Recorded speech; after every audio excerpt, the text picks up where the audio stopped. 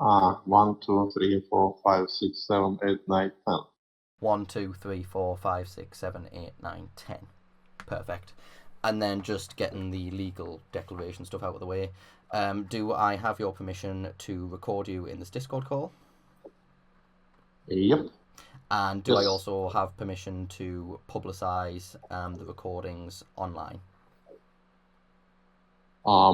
Unedited, yes. And I think you mentioned that you were recording this as well. So in response to both those questions, I also give you consent to do that also. Okay, so hello to everybody that is listening to this. I am Mellow. You might know me from Sentinels of the Store or somewhere else, I don't know, or you might not know me. Loads of people don't. I am joined here very kindly by a Steam developer known as Badim. Badim has been the subject to 3 videos by a YouTuber known as Fireborn, with a whole myriad of accusations being made about Badim. I just recently finished watching all 3 of these in the last few days, and I decided that the best way to go about handling this, because I had some messages from people in my community about this, was to just jump into a call and talk with Badim about the videos, what was claimed, and just get his side of events. So, Badim, thank you very, very much for joining me. Thank you for taking the time out of your day. Yo, hey. Hey. Before we get into, because obviously I think you'll agree that there's a lot of heavy-hitting subjects that's talked about in Fireborn's video, but before we get into any of that, let's just have a nice chilled conversation just to start us off. Tell me a little bit about yourself, about your game development, if there's anything that you want to talk about ahead of us getting into the nitty-gritty. I started developing games quite long time ago, maybe when I was in school, I guess. But at that time, I didn't know English, and so when I was learning how to code, in one hand I was holding like programming for dummies or documentation, and other hand is the English dictionary. So when somebody now complains that coding is hard, try to learn it like that. So yeah, that was funny. And at some point, my neighbor he was working in, because I'm from Kaliningrad, it's one of the biggest cities of game development in Russia, used to be. Because historically it was, when there was a very famous Russian studio, it actually was from Kaliningrad and then it's separated, so the Kaliningrad became hub of game development for some time, for most of the time. And it was natural to be employed by the studio. Yeah, and after working over there for a few years, I decided that I need to work from home, even it's like less money or it's risky, because at that time my son was born. So I wanted to spend more time with my family and help with the kids and stuff, all that. And I started own business, own game development. So I became independent game developer. At the time it was a Flash era, which is now dead. There's no Flash games, only like super hits are survived or was remade some of them. So that era is actually quite funny. It's like rapid growth of game development, indie game development. Many game studios was born like that, like Binded of Isaac, and games like that was from that era. Even Angry Birds is actually from Flash games. It was copied from famous Flash game which my friend made. So yeah, Flash games was super popular. And after that, when Flash was dead, one of the reasons, my opinion is that like Apple killed it. But anyway, so there was a rise of iPhones and mobile like telephone handlers phones for that time. So yeah, everybody switched to Steam, to mobiles. So I did that, and yeah, if it's in short, because this took 20 years. So we are talking about the lifespan of 20 years. I started coding more than 20 years ago, and my first game was published, maybe something like that. But 20 years is a lot. Can I ask you how old are you? What's that, sorry? How old are you? Like just general, not exactly age, but general. Like you are in your 20s, 30s, 40s. Well, if it's all the same to you, I don't put a lot of personal information about myself online, so I would rather. No, I mean like you are older than 20, older than 30 or something like that. I'm older. Yes, yeah. So Flash games, did you play Flash games when they were Flash games? I played Flash games a lot, yeah. Okay. Now I know how old you are. So you can imagine that it was a while ago, like a lot of time. Yeah, if it's in short. But in general, over that time, I released about 80 games, which is a very high number.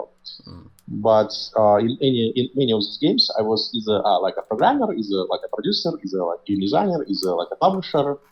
So I released more than 80 games, which is a huge number actually.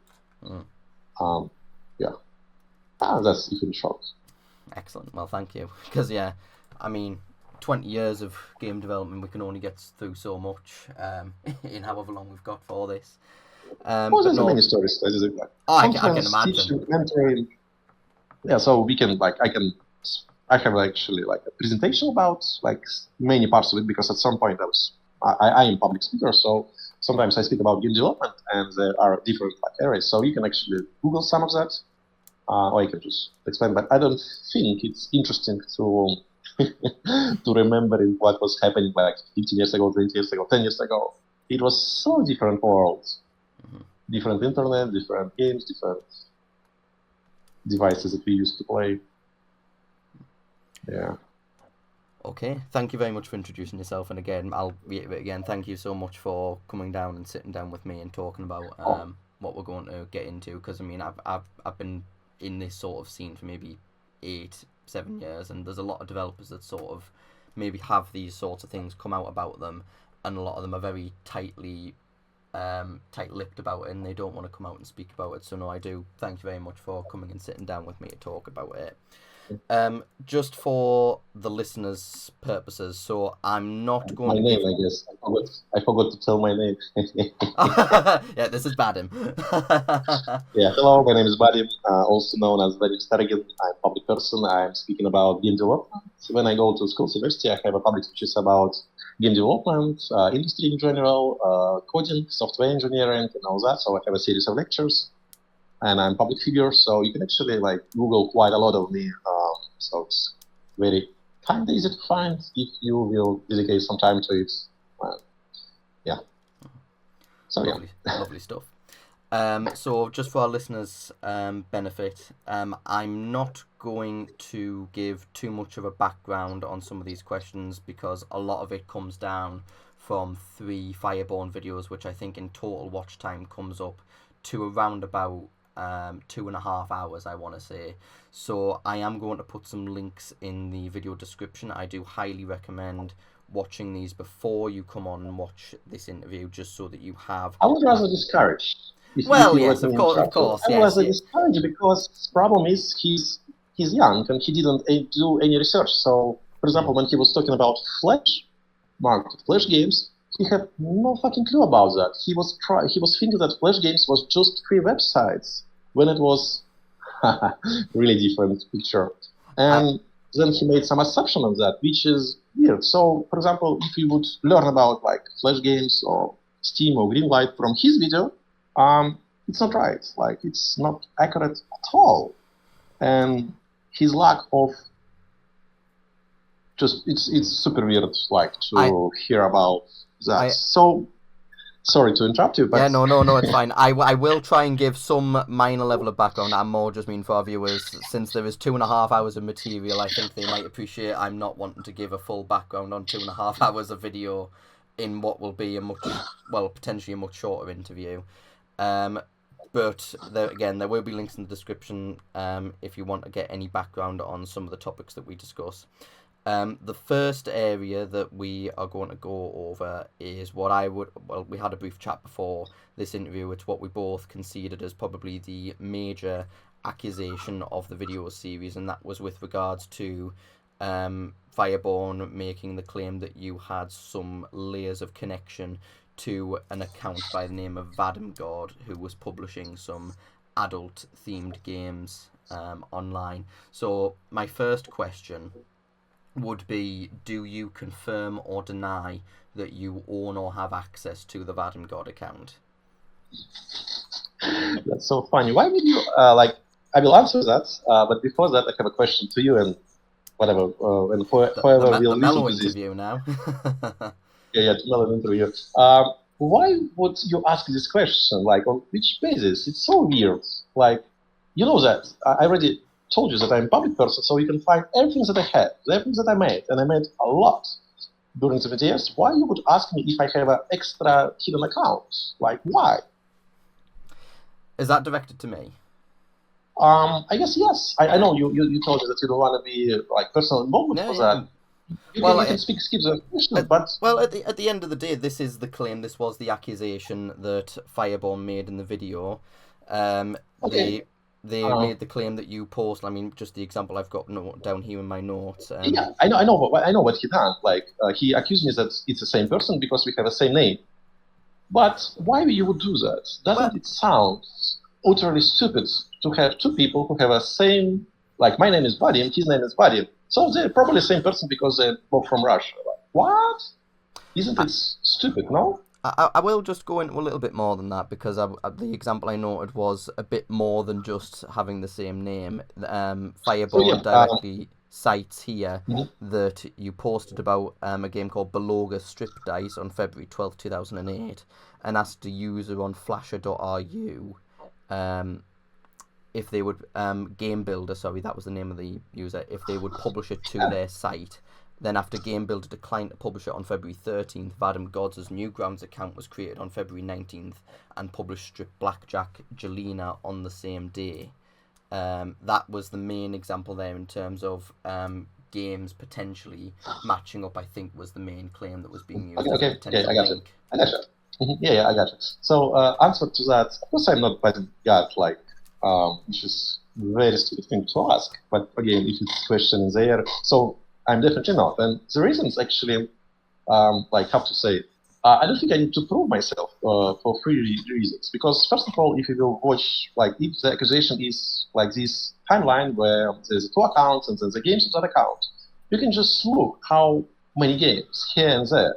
Because game development, it's not easy. You cannot just like be, for example, 10 years old, sit and make a game. It takes some time, fucking a lot of time to make a game, and then so much time to publish it, that if you will combine two timelines from these two accounts, you will see that it's like work of a lot of people, not just two. It's like a huge company have to be.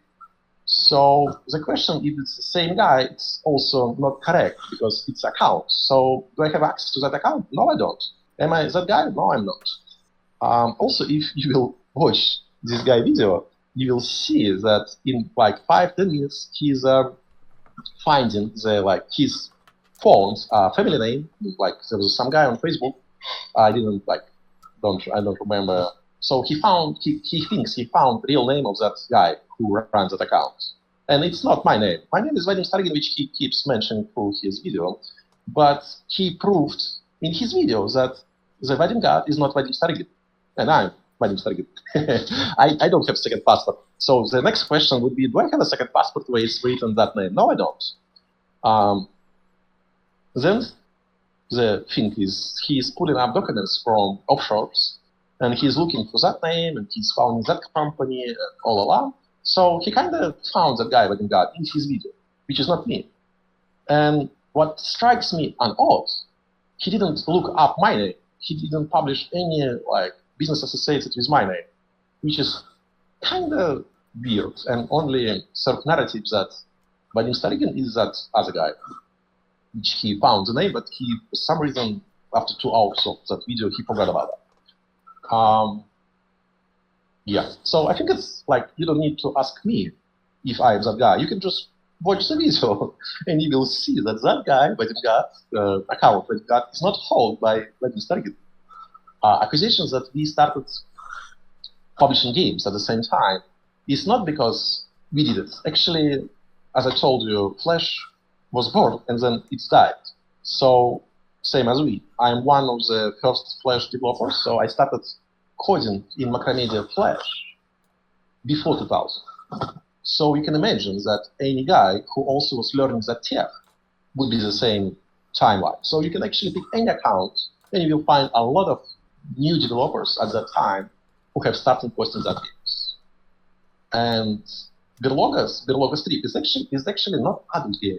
It's a strip game, but there is no the difference between adult and not adult is like in adult there's a penetration, all that adult stuff. In Berloga Strip, which game was made for the strip club where I was working for a little bit, it was made just. It's not adult game. It's how to say, point and click, but there is no any adult stuff. So rating was PG or something, and it was short. So yeah, does it make sense? I think so. Were you referring to the game that you posted about? Is that Beloga Strip Dice? That wasn't an adult game. It wasn't pornographic. Oh, I think I have a screenshot somewhere because it was how long ago it was? 20, 15 years ago. I'm happy to park it, and then if you're happy sending screenshots after the fact, I'm more than happy to. No, I'm pretty sure I can look it up. Great, yeah, we can see that at the end because then I'm happy to put it in the edit and then show the screenshots off to. I will probably sure I will not find it because it's a project that's it's very old. If you can't find it, you can't find it. If you're not seeing anything on the screen, then unfortunately. But I think you can just find it on the website now or something like that.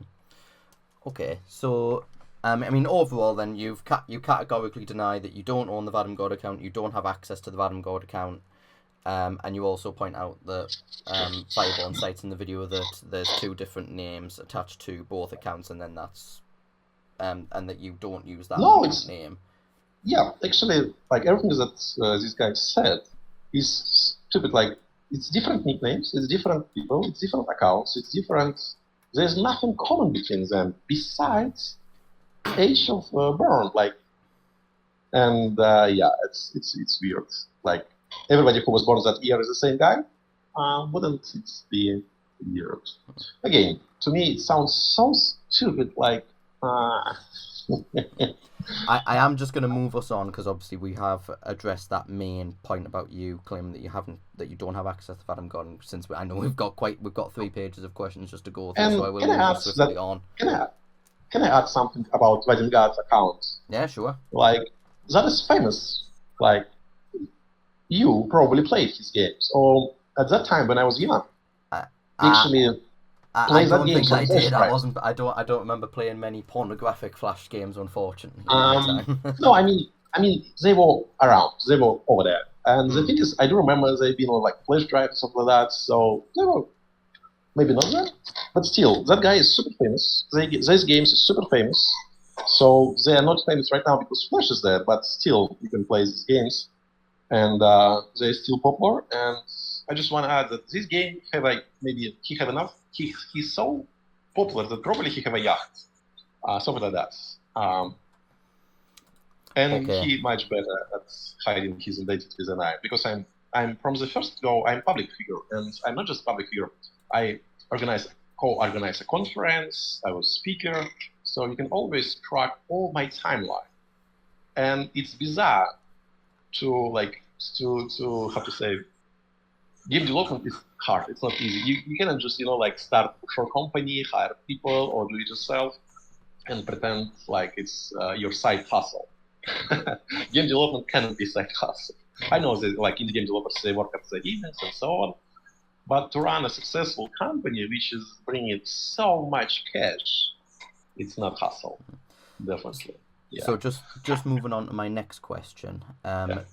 Do you confirm or deny ever making hentai games? Have you ever made a hentai game? Define hentai games. Games that are pornographic in content and that's their primary purpose. So you question about pornographic games, or about hentai games, or about anime games, or about adult games? Well, there's a clear difference between hentai and anime. Hentai makes use of anime themes and then turns the anime themes into a pornographic So you're asking if I made a pornographic games, right? Yes, correct. Again, why do you ask this? This is kind of weird question, no? It's just a question I threw in there just to see. No, I will challenge. Sorry, Mellow, can I? Sorry to interrupt you. I will challenge every question Because on the grounds, like, is it normal? Like, do you go around and ask everyone, do you make pornographic games? And if I have yes or done no, that does it make a difference? I have done that sometimes, yeah. I Okay, speak with some developers and I occasionally ask her, have you ever made any porn? Made any porn? That sounds weird, because if you will ask like this, it will be mostly about OnlyFans, no? Well, I'm not asking if you've got an nowadays. OnlyFans. I'm sure there would be. I'm not sure what the demand would be like for anything like that. But There was a guy who was following and watching all my videos for half year, so I'm clearly hey, in you never demand, know. you Maybe he might be a top. He might be a top patron. You never know. But no, So just your go. question is, yeah, I'm fine. Like, I want to be really specific about this question, because are you asking if I have an OnlyFans, or are you asking if I participated in development? No. I'm I'm not asking if you've got an OnlyFans. I'm only asking, have you ever developed a hentai or pornographic game? So at this point, we have to jump in what is game development is in general, okay? Because I don't think this is a question. If I will answer yes or no, it doesn't matter if you don't understand what game development is about. Does it make sense? Personally, not necessarily, no. So when I say, because No. I'm not Like, for necessarily... example, let me give you example, okay? So pornographic content, yeah?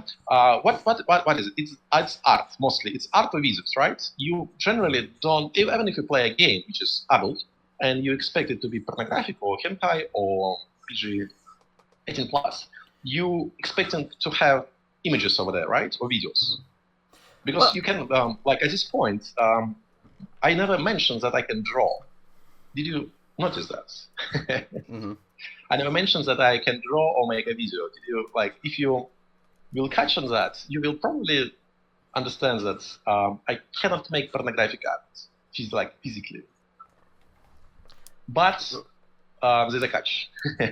I was going to say, yeah, that's in reference to pornographic art. I'm talking about pornographic games. Have you ever made a pornographic game? Made or publish, that's two different things. So, well, tell you what, both. Have you ever tell you what? Yeah, have you ever developed a pornographic game? Let me help you. So the answer will be yes and no. Problem is, I tried, but I failed. Right. Okay. So you were in the progress of making one, but you didn't get it to its final stage, and it never got released. Is that accurate? I guess. Let me think about it a bit. Yes, it was not released. It was not finished. It was not done. Yeah, something like that. Okay. But you have to understand, like, accusations that I made porn materials is totally wrong, because by my skills, like, I don't possess skills to do that. I can organize a company, like, I can run a business, I can code, I can produce, I can, like, be in production, but by the law, I cannot do that. And to try to stretch me out in that will be super weird. Like, if I'm explaining correctly, I hope I do. I'm not trying to get away. Like, I love, like every normal guy, I'm healthy. So porn is something like exists. It is, and I'm not denying that I'm away from porno. I'm like, have to say, I don't know how it's called in English. When there's a people who fight, like, there should be no porn, and all that stuff. So you just run that by me again? So this guy, he blamed me to work in porn industry. So I know that, like, in America, I guess, in Canada, there's a, like, movement, something like that, who fights with that, right? Like, do you mean if someone knowingly says something false about you? Not false. I mean, like, there's a people who trying to ban or cancel, or, they started porn actresses, and then they're trying to ban them, cancel them, and all that. It's especially famous in Russia. Like, they're trying to doxing them and then extort them and all that stuff. Purely in the pornographic sphere? Yeah. I can't say I'm too embroiled in that world, so I don't know the exact terminology for it. So, trying to call me on that, to work in that industry, serves no purpose. Like, it's so weird. But yeah, yes and no. So, did I publish game with pornographic content? No, I don't. Did I work on the game with pornographic content? It's really a weird question. Like, I would like to, but it's really difficult. So just in summary to that question then, so you haven't published any games with pornographic content in, none of them have made release, but you have worked on them privately, but they've never been completed and they've never been released. Is that correct? So second part of the question is right. First one is half right. Let me help you. I can develop and I can publish. I never published. And my games also was never published like that. Yeah. So I don't have published adult games, and I never published adult games myself because I'm also used to be a publisher, not right now, obviously. So yeah, this should be like 3 questions. Did I made a pornographic art or content? No, I did not. And then, did I publish pornographic adult games? No, I did not. And did I work on adult games? I can say yes, or I can say no. It's like you can, like, it's my private information. You will not able to find it. But I can tell you that I had interest in that. Yeah. Can I add something weird to our conversation about this question? So this question is weird, no? Like in general, you don't ask someone else. So can I add that the person who is asking that, it's not you, it's the other guy from the video. No, in fact, I can't remember if Fireborn sent it as a suggestion, but I did already have it on my document, purely just because because again, this kind of tied into a couple of things.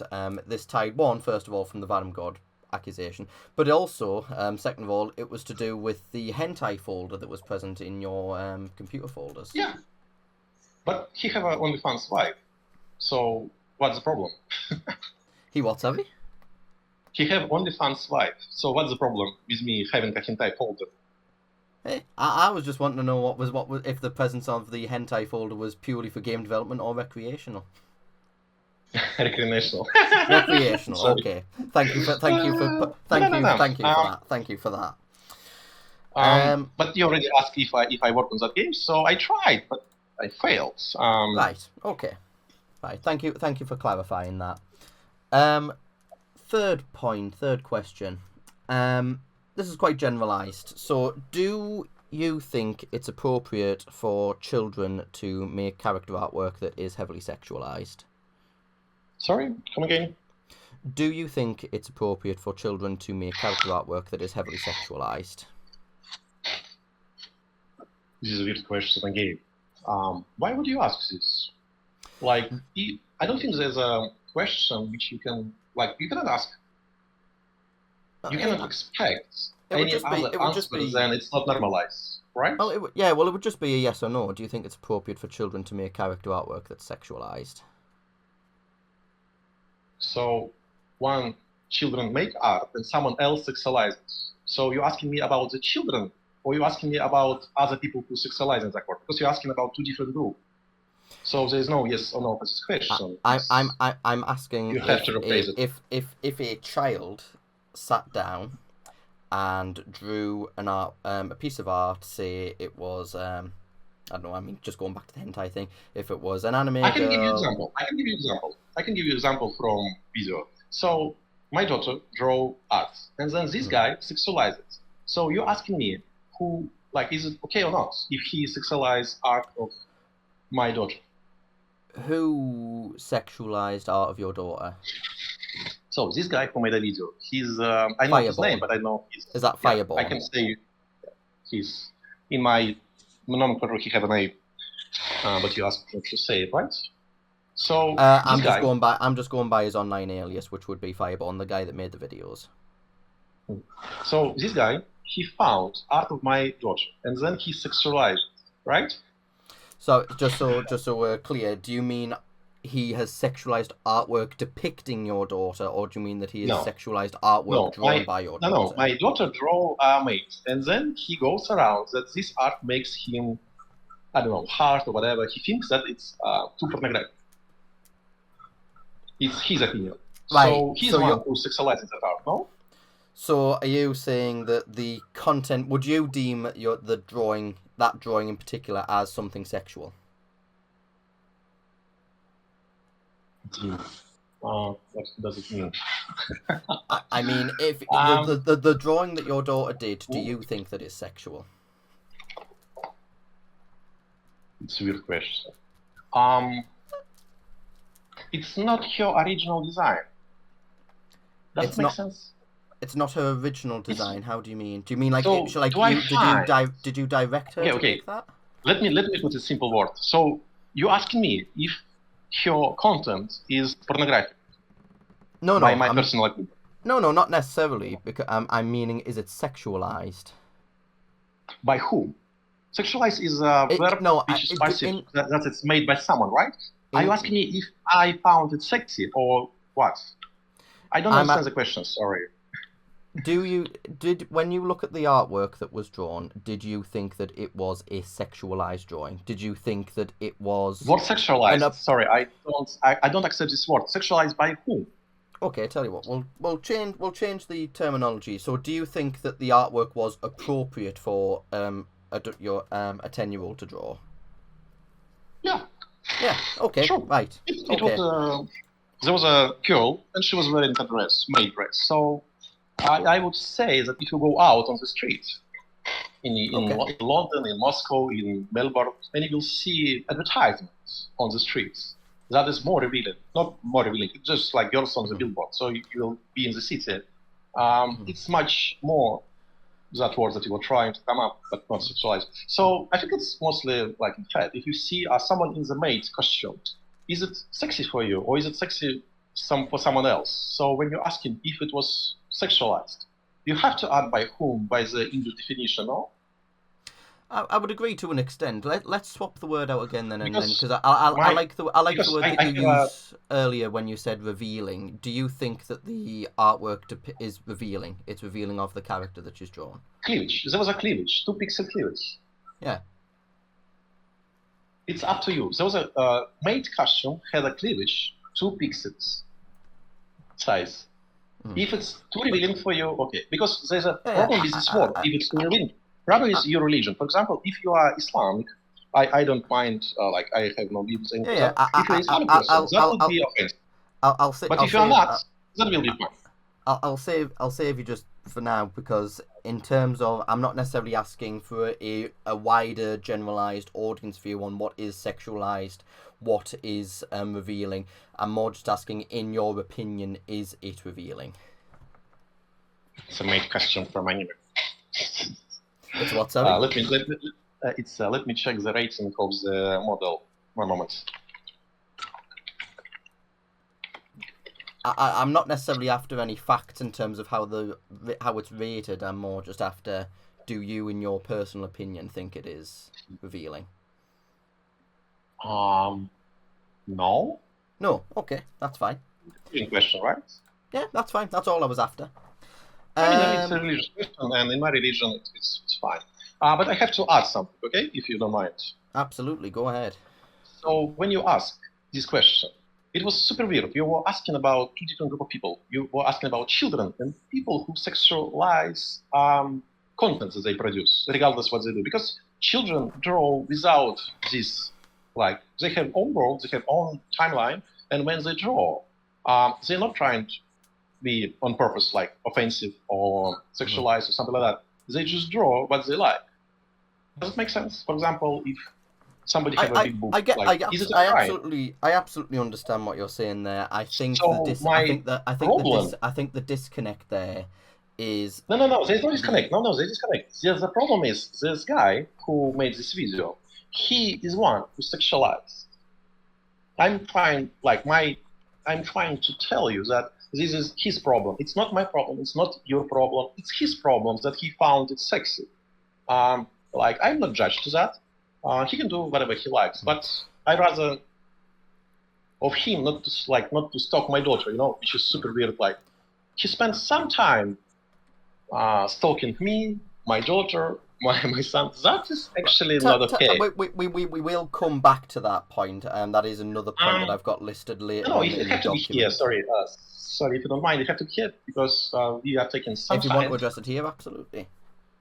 We are taking some time, and if you will put it like behind, people will think this is just more like one side of the story. I just want to mention that this guy spent half year stalking me, my daughter, and sexualizing her art, and then it's my problem, like, not my problem. He's now you asking me about this, which is bizarre, in my opinion, I think.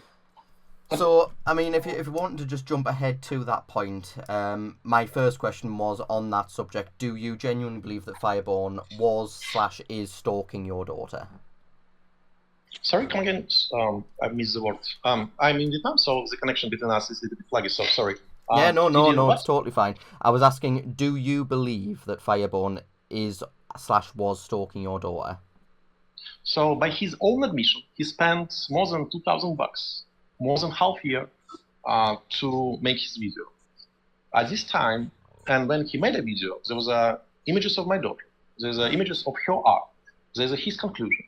So, it is what it is. I cannot. It's like, how to say.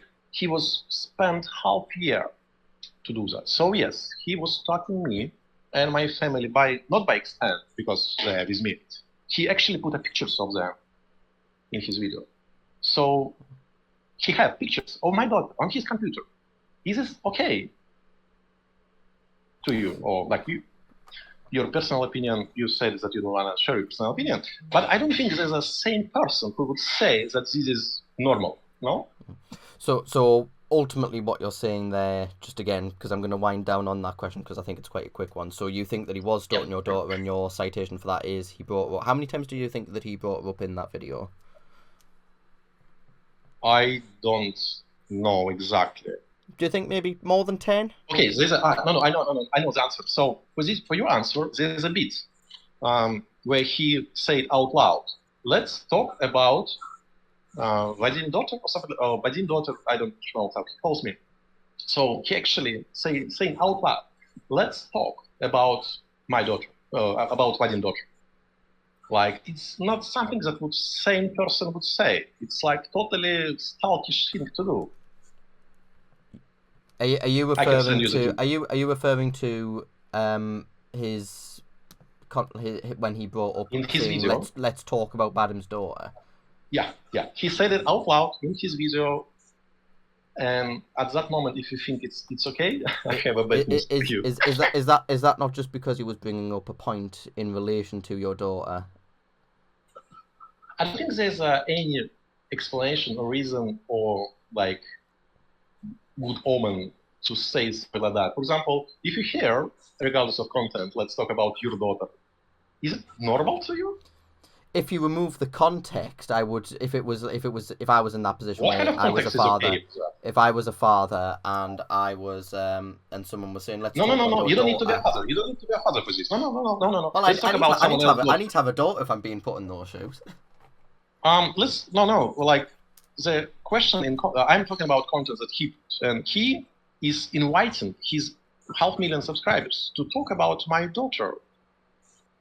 Let's put out of context. Let's put it's someone else about talking someone else and about talking themselves. At this point, I would feel he's fucking nuts. Sorry, you've lost me there. So which context are we talking about? The saying? Are we talk? In his video, he said, "Let's talk about my daughter." Mm-hmm. I am trying to prove my point that he's insane. He's talking. He spends so much time, and for him, it's normal to say it like that, which is not. Say it. Like, is that about what he said when he said, "Let's talk about his daughter," or how he said it? Both were inappropriate, and both was that in relation to stalking? Sorry. Yes. So, yes, my counter response, because at some point he was crying that I should stop following him, I should stop stalking him. He actually, like, at some point he was crying that I should stop following him. But I'm not the one who is following him for half a year. I don't know him.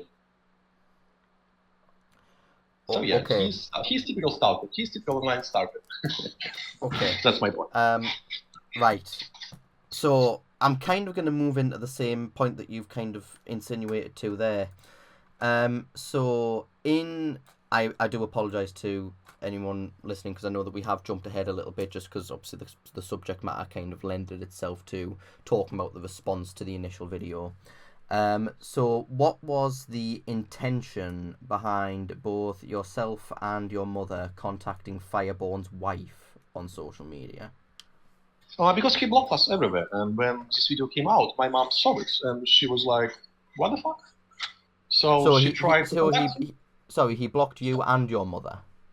Yeah, he blocked me everywhere upfront. So for example, the difference, like, if you're a journalist, you have to get a quote for someone who you're talking about, right? He didn't do that. He blocked me everywhere upfront. And my mom, he saw this video before me. So she was trying to ask him, but he blocked him. Then so your mum saw the video before you did? Yeah. And then she asked him and asked her, and they just blocked her. That's all. That's all that happened. It's not harassment. She sent 2 messages and get blocked on 2 accounts. That's all that she did. Then she called me and asked. That's all. That all happened. So the title "harassment" by his mom is super weird. Like, if he have a mom who like incompetent, I think it's like natural to ask about your kids, no? So to put it slightly, he puts a video. He was harassed by my mom. Blah blah blah. I'm saying it's not true. My mom tried to write me. He blocked her, and that's all happened. Calling this harassment is such extent compared to the guy who is stalking you for half year and then stalking your daughter and then making a 2-hour video. That is harassment.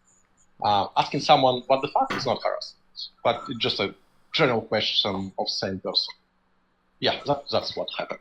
But yeah, my mom did write on her Instagram why her husband is doing that, which is natural. I know that you mentioned there that obviously Fireborn had you and your mother blocked, which was why you went to his wife. But what was the intention? I didn't went to his wife. This is sorry for English. If you're saying I went to his wife, it sounds like I flew to Canada. Right. Yeah. You you messaged them online. Yeah. So what were you hoping to get from the wife? What were you hoping would happen? I didn't. I just asked. You can find the answer. I think he posted something like, "Is she aware that her husband is stalking me and my daughter for half a year?" So that was the question that I said. That's all. So if we take that in a literal sense, were you just sending the message to gauge if she was aware of what he was posting online? So that was general intention of me trying to ask him what he wants from me. Because, as you can imagine, his video was out of nowhere for me, and which also doesn't make sense. So I was trying, to contact him, and because he blocked me, so I contact his contact list, which you usually do. When you say you were wanting to find out what he wanted from you, do you mean that in a way that you maybe thought that he had ulterior motives behind making that video? I have no idea. At this point, I know what he's doing, but at that point, I had no idea. Because sorry to jump ahead a little bit, but what do you? Let me finish my talk, please. So all this drama about YouTube accusations and making response video and all that, I kind of too old for that. I don't find it entertaining. Besides Professional, of course, but in general, it's weird to me. So I was trying to ask him what's up. So I made an Instagram post. If you will able to link it, that would be great. That's all that I did. And trying to contact him, which is to extension is his wife. Because, for example, if you want to contact me, you can actually contact his followers. Was harassing my mom, my son, quite a lot, writing suicide messages, death threats and all that. So that's not fun in general. No, I don't. And me writing about that and calling that harassment is a really big stretch. And I'll mention this now just for the sake of transparency and fairness, as well as the Fireborn videos in the video description. I will also put up a link to your Instagram post where you kind of talked about the initial happenings of that video as well, just so people listening to this can go and give that a read as well, what we're talking about now. The last thing that I'll discuss about the engagements, again, you might pick at that thinking, that makes it sound much worse than it actually is. But in terms of the interactions, that's maybe a better way of putting it, the interactions with Fireborn's wife, what was the purpose I or had no interaction with her. what was the purpose or intention behind the comments talking about how Fireborn's wife dresses, and as well as that, what was the purpose Oh, it's behind? extension to the hentai folder. So, because in his video he is like how trying to cancel me for being in an adult industry or something like this. Maybe it was not his intention, but it looked like that he made a video trying to cancel me for being in an adult industry. Because your first question was about adult, right? Yeah. So is that why you think? Is that, in your opinion, the main crux for him behind why he made the video? Do you think he made it because you make adult games? I know why he made this video, but your question was about why I wrote his wife. So because like she was listed on his contact, so I write him, he blocked me. Like okay, so I write to her and she didn't respond. So we had no interaction because English implies that if you had interaction, it's a two-way. She never wrote anything about this,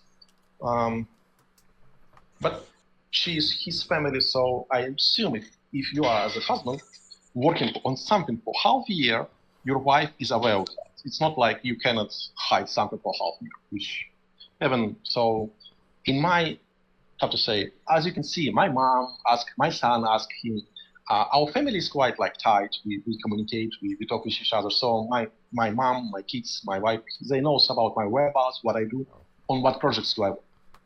So you can ask them, like, and they will have an answer for you if they will indulge to answer you. But still, so why he blocked me everywhere? Like at this point, I know why, because it was his intention to make a drama about it. Yeah, so he made that video because there was no drama, so he came up with this harassment terminology, which he invented.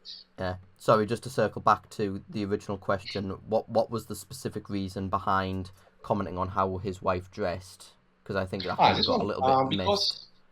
Yeah, because you asked me about drawings of my daughter, right? That was a few questions ago, but yeah, was that linked to the comments on how she dresses? Yes, precisely. Okay. Because in his video, he's dimming me, or dim. I don't never use this word before. So he dimming me he dimming my daughter or me for this art, sexualized, blah blah. But he have a wife, so doing that. I don't think the problem is me or my daughter. I think it's his personal problem. But why he's reaching out to me, he can ask the same question his wife, and he will get probably some answer for that if he's interested in that. He don't need to go to a random guy on internet to ask this question. He can just ask her that. That's my point. Sorry, are you just so I've made sure I've understood that, and also maybe for the benefit of the listeners? So, is the main claim there that because he makes claims that your daughter's making sexualized art, you can then comment on his wife's Instagram about why she dresses sexually? No, it's involvement with adult industry. No, like no. I mean, it's ties. It's not just one point. My point is that in his household, he have an adult industry. He is linked to adult industry more than I did actually. So his comment on my behalf is weird. That from him, he's like not an angel. About your daughter. About your daughter, is that right? Yeah. So there was a comment on Instagram. I blocked the comment. I think I can. Or you can look it up on his video. So idea was that my daughter commented on my Instagram post, and she like was, I was talking about I'm famous now, and I commented something like, you draw characters. I don't remember. Wow. Okay, so there was a mention. I tagged his wife because she blocked me, in order to get her response, like somehow. Yeah. So the comment was made because she then blocked you and you couldn't message her anymore? I think it was on my daughter comment, so that's... Okay. Right. Something like that. So that was a two-part question. I didn't get around to asking the second part. What was, going back to purpose and intention, what was the purpose and intention? I think I remember it.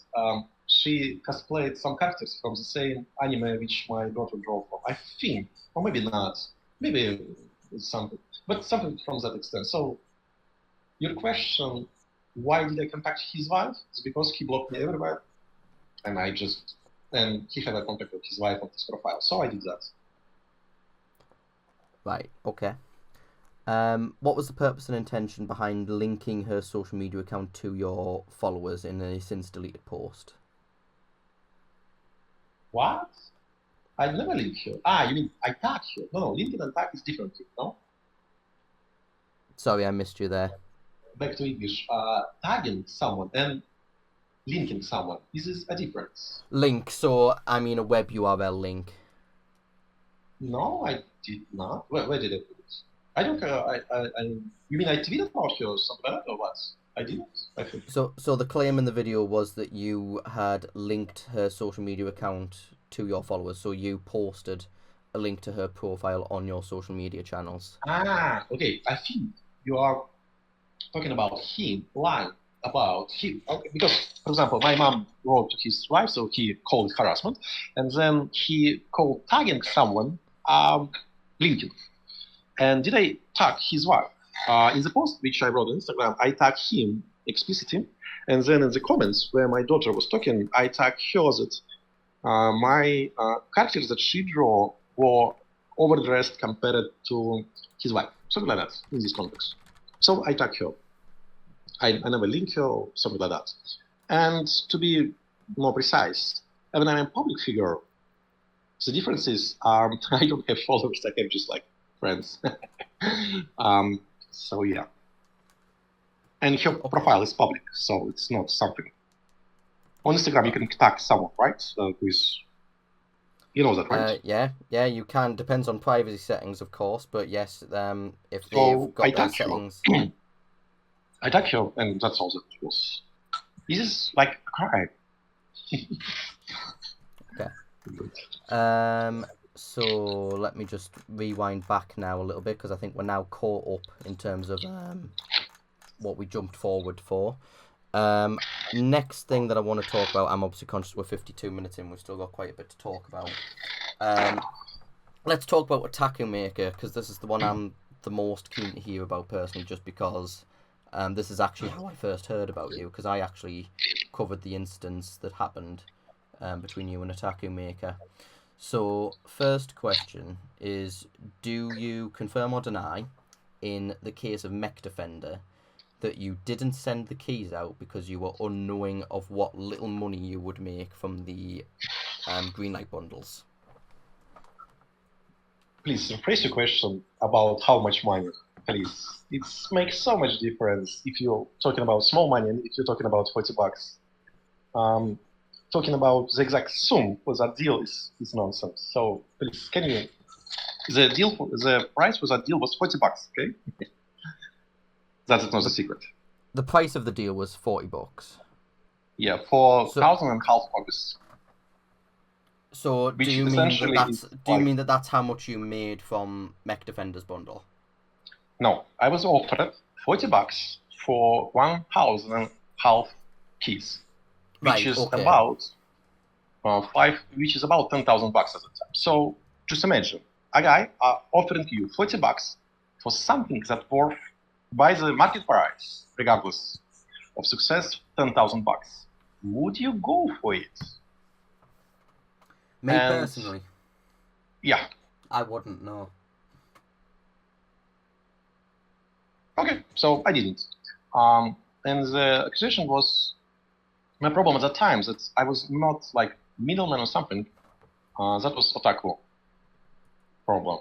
But I don't think he's like bad guy or something. He just forgot to mention about what's firm. But yeah, that was the problem. Okay. The people who were buying my game, these $40, they were not from the players. They were from the bot farms. Right, okay. That's a big difference. So because clearly you must have gone through with the deals anyway, because obviously the games end up being put into bundles, and keys weren't delivered in a time, and you obviously then continued with a business partnership with them. No, problem was at the time, it was not like a deal or business deal. It was like guy on Discord. I asked me, do you want me to publish your Flash games? And I was like, yeah, sure, why not? So I don't know. And I offered him my very my least favorite games, something like that. So he published them and sent me like 50 or $100 or something like that. And my intention of that was not to have someone who would help me to understand how to do this publishing. So in my mind, I was paying with my games to someone else, so they can help me how to like register and all that stuff. That's pretty much it. So it was a question, or it was a like remark or something.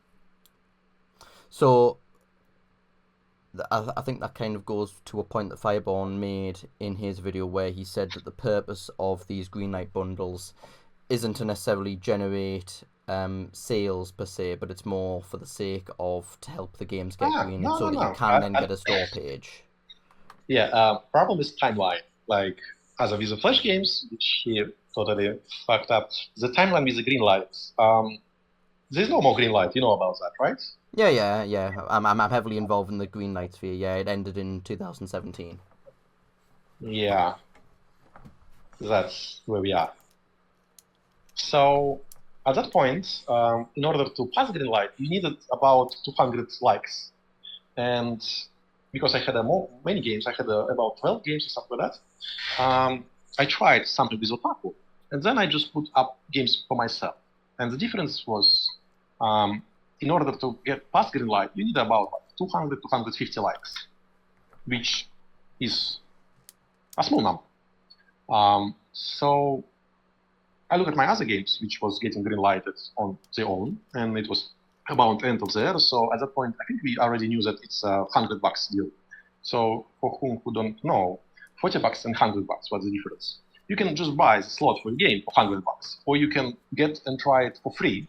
So you will be not pay $100, but you will have to get likes from your Steam followers. And so I tried that. Just for clarity for our listeners as well, the $100 was a one-time fee, so you could pay the $100 and then you would just have to upload as many games as you want. It's not like Steam Direct now where you have to pay $100 every time. No, every game was. You're right. At that time, it was just 100 per account, right? Yes, yeah. £100 for your account, you can upload as many games as you pay 100. It was so long time ago. Yeah. So for that time, it was just $100, and I already had that. I think I'm pretty sure. So I already passed it live. I already had a developer account, so I was not interested in this extra 50 like. And the problem with this, which I noticed, was idea when you develop games and when you make a video and when you make art, is to gain more followers, so you can expand your business or something like that, your creation, right? At that point, I noticed that everything that Otaku doesn't bring new followers. It just brings like 50 likes at best, meaning that there's no real people behind Otaku offer. So when Otaku helped with Greenlight, it was not proportional to the amount what he was asking for. Just so I'm understanding that, so you're saying that the Otaku bundles didn't translate, in your opinion, to genuine followers of the game. It was people that just came, my opinion, I have upvoted and left, and then they didn't really stick around with the game's community after the fact. Yeah, everybody who used Otaku, not everybody, because it's not correct. Some people do, but 99% of buyers. So, for example, you sell thousands of kits, you will get a couple players. Maybe 10. But the value of that is none. Actually, you're losing money. So it's harmful to the business to do like this, which I discovered. So at that point, I decided that $40 is not enough for something that I already have. And my problem at the time, why it exploded so in that torrent. I get a beer. There was one guy asking on my forum when he will get the key, so I should have sent him to the place where he bought the key.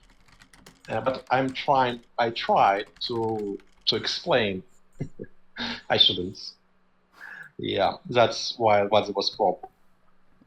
So and again, if there was a real player, just to be precise, they paid about 4 cents.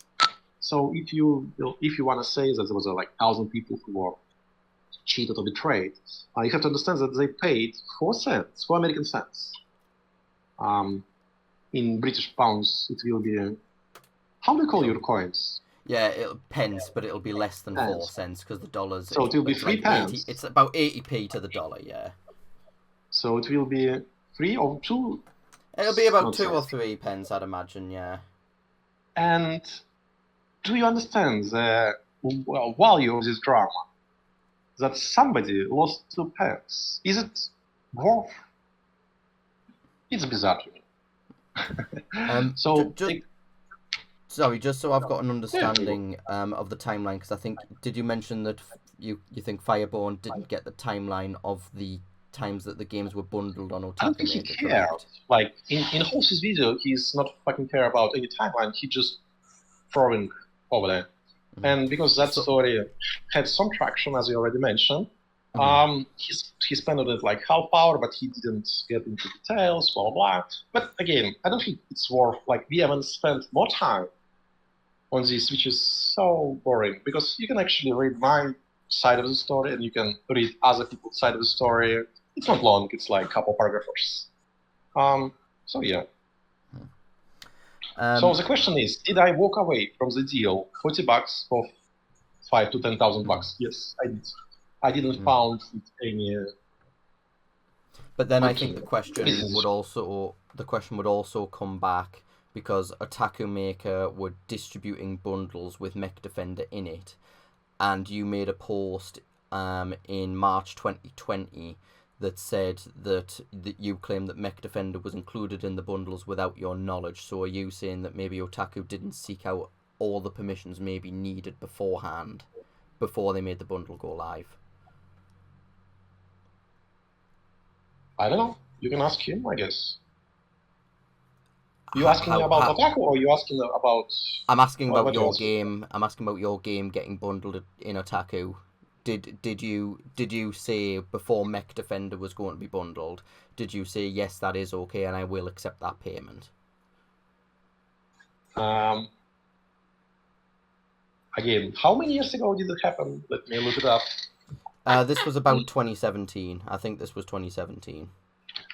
So if we spoke with Otaku, because he didn't respond to my emails for a year or something. So if this game was stuck with this update, it's a new publisher. Which is original date? 2017. Yes, sorry, but now this game is under new name. Yeah. So the problem is this game was made many years ago, and the Otaku didn't respond to my emails for like a year or something. Right. So did you? In order to answer the question, I don't remember. I think it doesn't matter. Again, it's just about $40 or 2 pennies per copy. If this is something that you think we should discuss more, I don't think it's entertaining. It's just about $40. No? I mean, I find it more interesting. I'm not more worried about the amount that you would have received for the bundle. I'm more thinking about, from a consumer point of view, when they paid 4 cents for the copy. What's that, sorry? They paid 4 cents for the copy. So you are worried about people who spent 4 cents on the game, right? I'm not worried. I never said I was worried. No, I mean you are asking about that side, but yeah, I'm asking about the side. There? In terms of a consumer perspective, if you buy a bundle and you get it, but then one game is missing, what would that? No. Let me interrupt you. You are using English word consumer, right? Mm-hmm. Define that. What is consumer for that context, for the Mech Defender bundle? To me, a consumer is somebody that purchases something and then indulges in it, whether that be a food, whether that's a film, then it's game, not right. Whatever. Then your statement, consumer, is not right. As I told you, people who paid for this bundle, most of them were not players. They were not consumers. They were bots. There were Russian guys who were... Sorry, there is a difference between... it's a huge difference. It's a huge difference. It is because if you are selling keys to your bot farm, your game is dead. You will never sell a copy after that. I was just going to So say they were not consumers. there is a difference between players and consumers, because I'd argue still that bot farmers are still consumers because they purchase the No, no, game no, no, and they're making use no. of the game to farm cards, so They they're still no, indulging in the no. They're product. good guys at good time. I'm not saying bot farms are bad or bot people who run bots are bad or something like that. They're good people at a good time. For example, you have a game, you publish it, and then it's dead. You have no more sales. Then you can go and sell it to somewhere else. That's okay. That's fine. But if somebody trying to haggle you to sell your product before release to the boss, it's not a good practice. It's not consumers. It's just a couple guys who did this. Maybe 5, maybe 10. They were buying bundles. I'm just popular. Would you be okay if we explored that a little bit more in terms of how, because this is something I'm quite interested in, before a game's release, if that sort of deal came through, why would it be a bad business move to then give your keys away to card farmers? Because surely, because Steam trading cards can be sold on the Steam trading cards can be sold on the market, so then you would still get a percentage and you would still get revenue through from card farmers. Wait. Do you know how much you get from the card sales? You get as a developer. It's split 3 ways because it's split between the players. Doesn't matter. As a developer, how much do you get for the cards business? I imagine, because especially if your cards are on the lower end, so again it's 3 pence here for a lot of them. 1p would go to the player, 1p would go to Valve, and 1p would go to you per card, and that's excluding any higher end cards. Like the anime cards can sometimes go for a little bit higher. So let's talk about 50,000 cards, which is like a maximum which you can get for the game at a time. How much is that money? That would be 50,000 cards going for about 3 pence each. If my maths is right, which it might not be, £5. So we're talking about £5 for me, right? Yes. And your question about £5, what? I'm happy with £5. Do you know that I can just sell 1 copy and that will be more than this amount of money, right? But the question, my question is, because card farmers might typically not be the sort of people that would play the game anyway. They would only get it for the cards. That's the only appeal that they see. So then you're still getting at least something from people that wouldn't have bought the game in the first place. No, it's not. It's not right. It's not right statement. It's a false statement. You will get nothing. You will get £5, right? But again, in order to get £5, in order to have this amount of cards, you have to sell your game 10,000 times.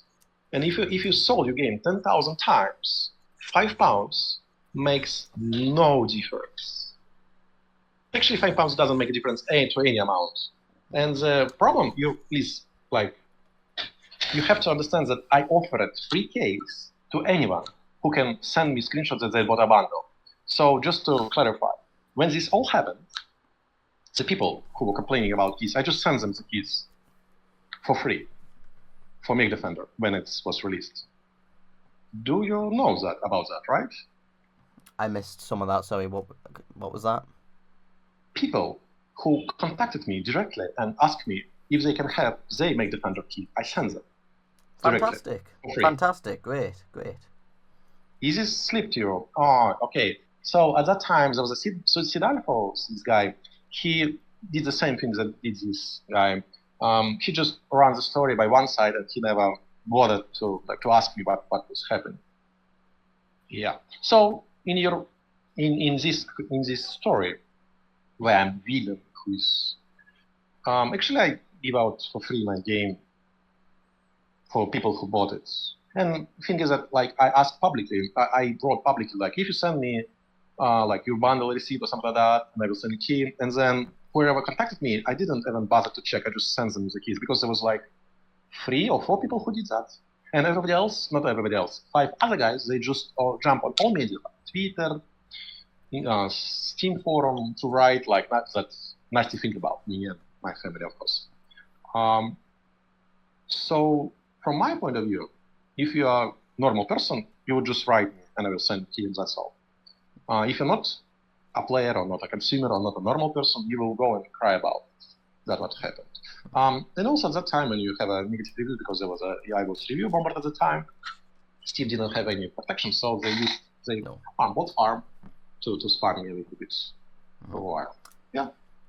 I've just got one last question, then I promise we will move on from the Otaku Maker and Mech Defender stuff. Come on, it's $40. You're spending so much time on it. I think you spend more time on it. Well, it's not. That's not the only aspect I am focusing on. Admittedly, I am focusing on multiple different angles. Okay, go. This is the last one, I promise. This is the last one. So, because you made it quite clear that you've made it clear that you don't make a lot of money off trading cards. You're not a fan of the bot farmers. You're not a fan of that business. Next to zero. Next to zero, it's important. Next to zero amount of money from the cards. Next to zero, it's a number, not small. Next to zero, small amount is $100, $200. Next to zero is a zero. It's infinite low amount. No small money, just next to zero. Not worth to mention. Why, if you have such a strong disdain for that kind of market, why would you continue to put trading cards into the games? It's not necessary. You cannot put a game without cards. You can't put a game out without cards? Yeah. After a certain date, I think. So we have this check on the Steam publishing page where you have to have it, I think. You don't know. At that time, maybe. But it helped. It helped the sales. So it's games that would sell it. Game is a card. To my knowledge, you've never had to. No, let me continue. It doesn't matter if it was necessary or not. The games, the card was selling better than the games without cards, like this. And then at the end of the life of the game, you can sell your game to the bot guys if you have a card. You can sell them to the bot guys? What do you mean by that? Exactly what it is. So do you mean like sites like Otaku Maker, sites like... Well, yeah, you just give them game and they pay you cash up front and that's all. So the incentive is to get $40? No, $40 was about pre-sale. Game was not released yet, and he was offering me that money to essentially to kill my game. But what you can do at that time, it was a long time ago, you could release the game, and then when you see no sales from it, for any reason, you could just sell to Otaku or to any other bot guy. They have actually auction for that at that time. And they will just beat on your game and will send you money. Sorry, just so I've got that, because I was getting some crackling interference from your end there. When you say auction it off, can you elaborate a bit more on that? What do you mean? Do you mean auction? Because to me, an auction is like you bid on something. You bid on the game. Exactly like that. Yeah. So you don't offer a game after, you just have a game, and then one guy, other guy, the third guy, they just whoever offer you more money, you just send them the game and you get the money. Do you mean sending game? So do you mean sending game keys, or do you mean giving like they buy rights to the game? No, account, not account. There's a game entry. Oh, right, you give them the game. Yeah. Well, like is this? The game is in business. It's called license. So we sell license to the smaller publisher. Something. Is this what happened with Atomic Fabric and Conglomerate 5? Is that why they're currently listed on the Mech Defender store page? Wait. What happened with Atomic Fabric? No, they didn't auction my game. So that wasn't auctioned. What's the question? So Mech Defender currently has Atomic Fabric. Yeah. Sorry, I sold it last year. You have to understand, you are in Britain and I'm from Russia, so I was pretty busy with a lot of things. So at that time, I think I sold it. You can check it online. Actually, that happened, and you can see it clearly on the I don't remember the page. You can just try that. Yeah, that's fine. I just wanted to get some clarification on what that was about. Moved from my account to someone else's account. That is true, and it happened a few times. Yes, if you like to ask. Yeah. It's called Lisaism. Sorry, you took me so much time to read. It's called Lisaism. Oh my god, Lisaism license. Can you say out loud spot? Licensing. Yeah, this is what it's called. Right, so it's called, in that terminology, right, so you're saying that it's called licensing, so you're selling the license to the game off Yeah, to yeah, somebody with the else. documents and all that. Yeah, everything is by the. It's normal practice. And there was documentation that came along with that as well? Of course, it's have a. It's by the contract. It's not like it's. And can I ask as well, who was that through? Was that through Atomic Fabric? Was that through Conglomerate 5? Was that through Christian You have to check Malarkey? Steam entries, please. You can. I think the Fireborn did that. He mentioned something that he looked that the game was like jumping from account to account. I think you can do the same and look up to it. Again, at that time, for last 2 years, and also if you can look it up. I don't know if you can do it Russian. Let me check. Story of Mech Defender. I made it in Russian because I was a little bit lazy to do it in English. I send you the link on the story. I can actually have to translate it for you. I don't know if you like, if you're interested in that. So just to put in perspective, Mech Defender is a game that I started in 2010. Not the game, the how to say series of the game, or verse, Mech Defender verse, or Mech verse, but Mech is someone else. So these games I started 2010. So this story for me, which I closed in. So the last game was published which year? 2014.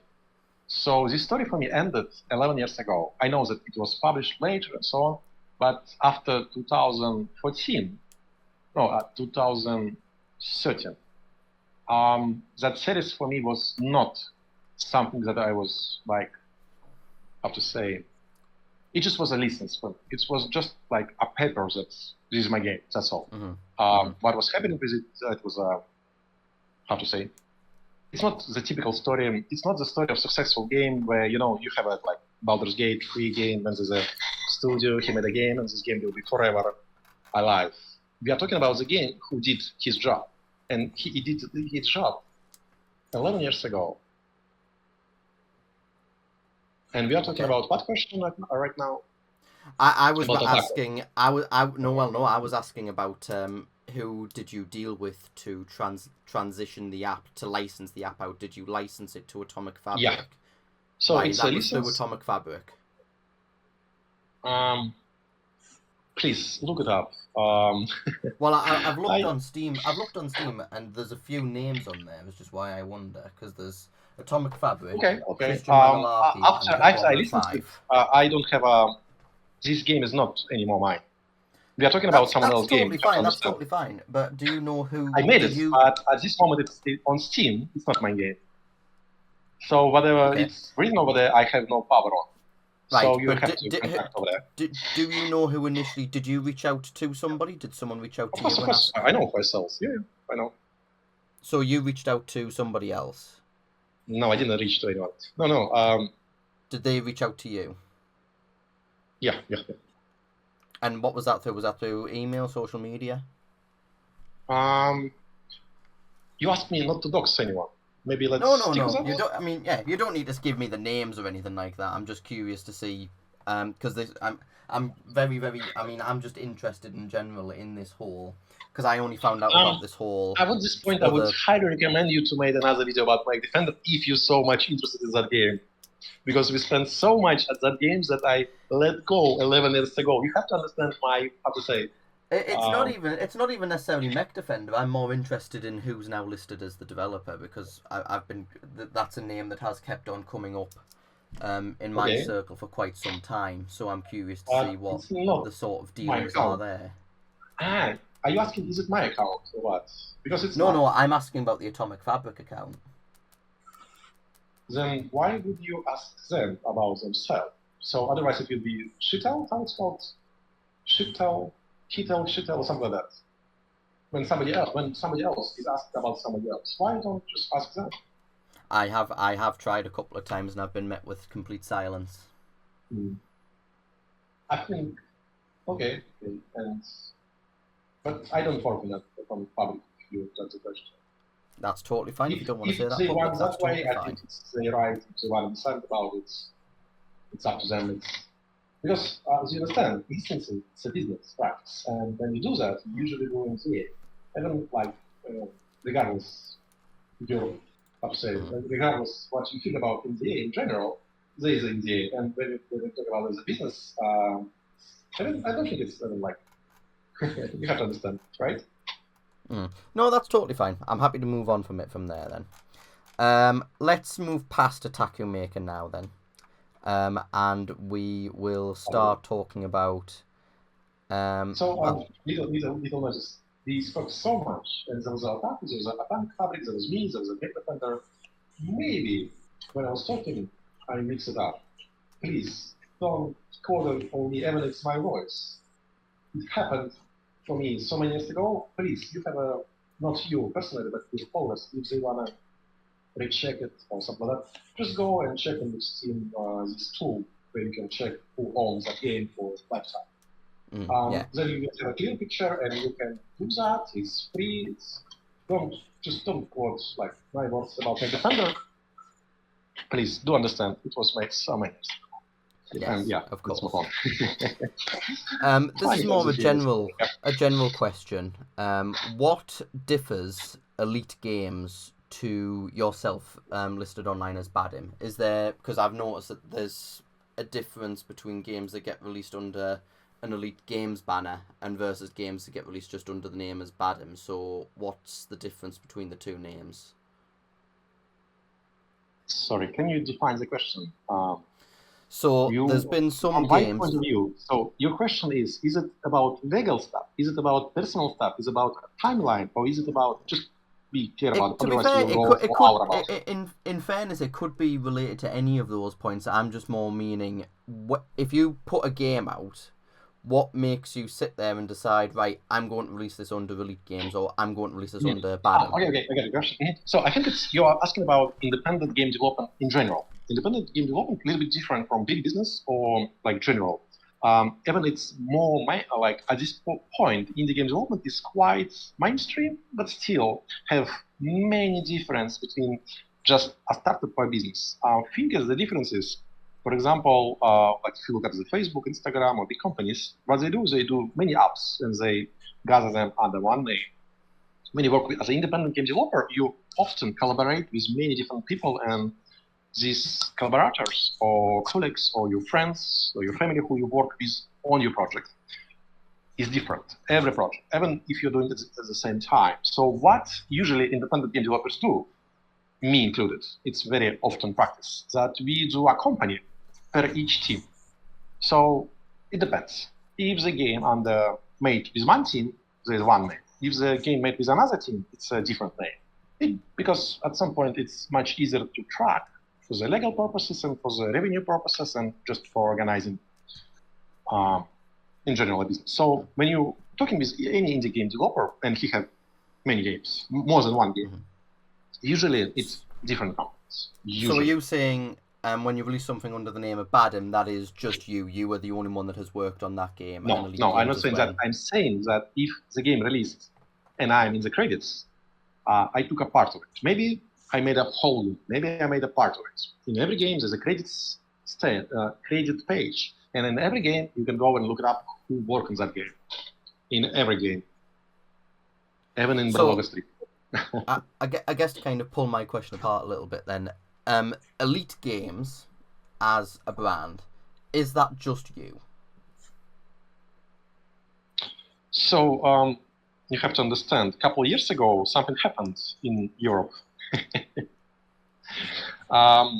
And I don't, at this point, I have to let go many people from Ukraine, from Russia. And so you did we spent all the money for the traveling, for the expenses. So at this point, so you did previously have people at Elite Games, not just yourself. No. What do you mean have people? I don't have. You cannot own people, right? Well, no, I'm not saying that you own people, but were they employed? Were they employed at Elite Games? What do you mean when you say employed? Because Fireborn, that guy, he have no idea how that works. I wonder if he will employ anyway in his life. Right, put it this way: what was your team comprised of? Just yourself, yes or no? Some games, yes. I released more than 80 Some games. games, Some of right. the games was made solely by me. Right. And I So in that sometimes employ, case- but I also have freelancers. And most of Right. my Okay. projects Yeah. actually I was gonna freelance. I was gonna get on to that. Freelance So is not employment; it's a different yeah. kind. Exactly. And I Exactly. Yeah. distinguish very differently. And when people say like you have no employees, it's again, it's not Yeah. what Blizzard. No. Yes, I you can totally say that understand about that. Blizzard. You can say about big companies. But Yeah. again, if you're doing a report about indie game developer or indie game developing studio, you have to understand the basics. Just Yeah. Of accusing course. someone is so stupid. So when Freelancers, employers, and discarding, yeah, because when I say employees, I don't mean freelancers, because I know freelancers belong to their own separate pool. Was there any employees employed to Elite Games? Discarding freelancers. Let me remember. I don't need a number. I'm just happy to take a yes let me or remember. no. Let me remember. Yes or no. I think yes. Let's say yes. Let's say yes. Let's say yes. Let's say yes. Okay. Let's say yes.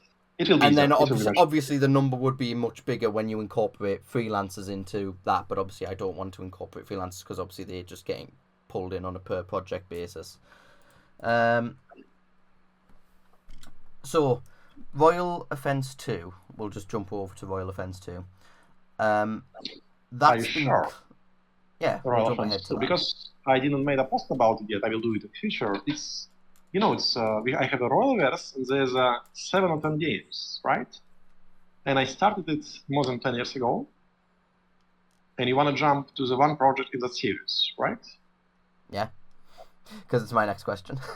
Yeah, go with the question and I will explain why. So, it's been claimed that Royal Offence 2 was a student project made by students at your academia. It was published to your personal Congregate, Armour Games and Newgrounds pages. Is that correct? Yes, of course. Yeah. So you published work that your students had made onto your personal pages? No. Okay, getting back to the question. No, you have to understand that, like, when you work in this business or development, it's not that one guy made it and one guy published it. So you worked as a publisher for Royal Offence 2? Was that your job? Yeah. Again, I have a company, so CEO, how it's called? When you head of company. CEO, yeah. Chief Executive Officer. Yeah. Okay. And what's your question about being CEO as a company? I wasn't asking about you being a CEO of a company. I was asking Royal Offence 2. Tell you what, let's break it down. Was Royal Offence 2 made by students of yours? There was a students in this project. There's a credit screen, you can look it up, and it's not a one guy. Right. So what was your... You're asking, were your students involved in that project? I don't think... I'm not... No. That was just... I was just asking, was there students involved in the project? So, next part... Wait. What define the students? What do you call the students? Because I also mentor. I mentor, and how do you call when you mentor someone? Well, I'd still say that it's your student. Yes, that one. But you know that could be a 40 years old guy or 17 years student or 20 years old, and it still will be the same work, right? Was it a 40-year-old guy? No, not 40, but you wanna, I guess if you are following this kind of question for Fireborn, it's if he was a minor or not, right? I mean, sure, okay. Were they a minor? No. No, okay. Oh, wait. No. That was, no. But no. Again, nobody asked me about that. He just assumes that if it's a student, then it's a minor, which is made just to make me malice. I have to point it out. Firebot never asked about this. He just mentioned he's a student. But again, I'm teaching for over 15 years. And at some point, some of my students were minors. But then for this amount of time, people do grow up. And it's just, it's weird. So at that time, I guess it was not a minor. But do I know him before? Yes. But it's weird. It's a weird question. Do you have a minor project? Oh, I have a question for you about this question, okay? Okay. So minors. Let's talk about employing people who is minors, right? Mm-hmm. Who is not 18 years old, to be more precisely. Let's say you employ these people, right? Mm-hmm. And do you expect them to be proficient in the game production, like drawing, coding, or whatever else entails in the term of game development? Not necessarily, no. I mean, I don't always put gauge down to something like that. I don't just immediately think, oh, you're a 15-year-old, you don't know what you're talking about. But I mean, a 15-year-old could even have more experience than someone in the 20s. You never know. It depends on when you start out.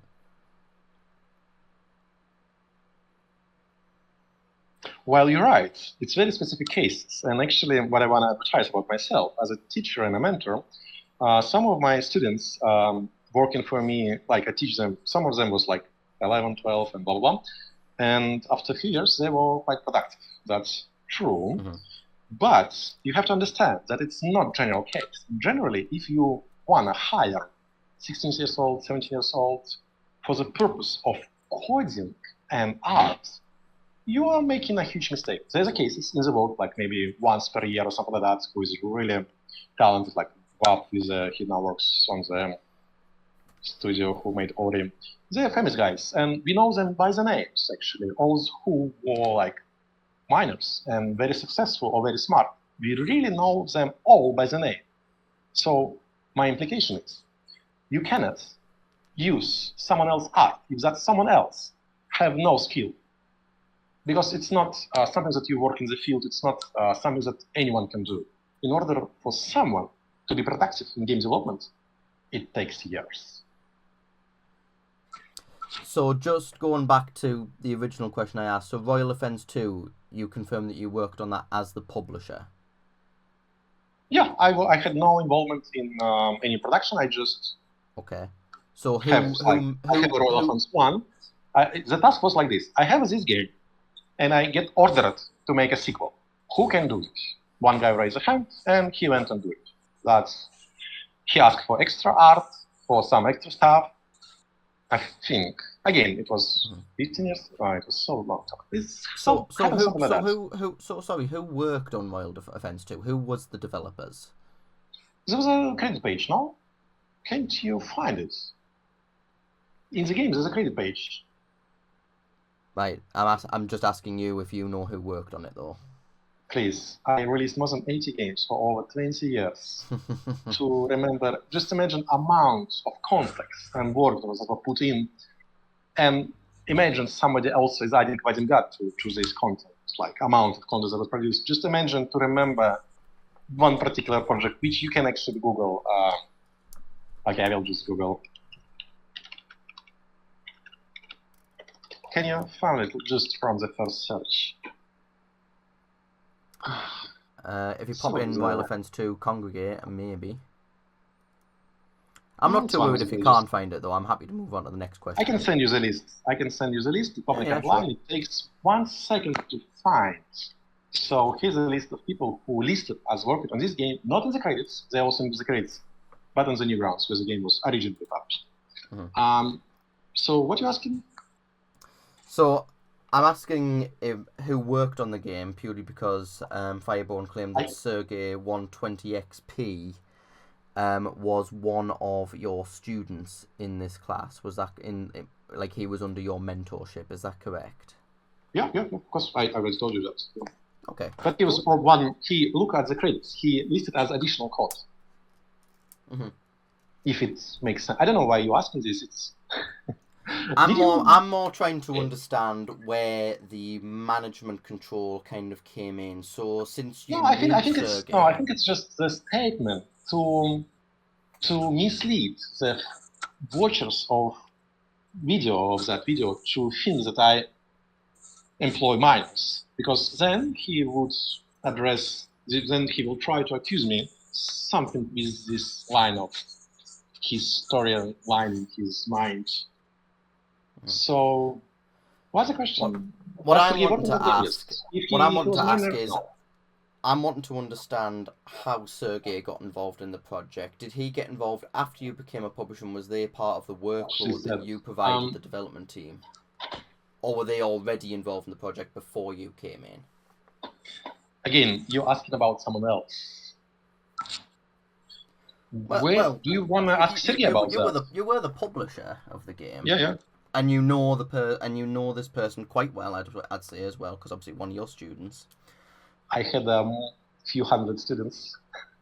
Well, yeah, sure. But if you remember, I showed you this name, and you recognize this student. No, Sergey is my favorite one, so I know a lot about him. So your question is what exactly? My question is, did he come on before or after you did this project?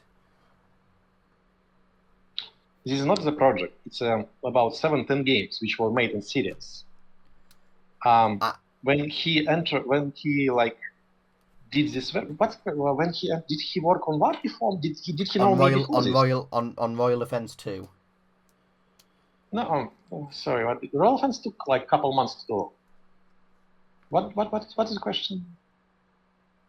Sergey. Yeah.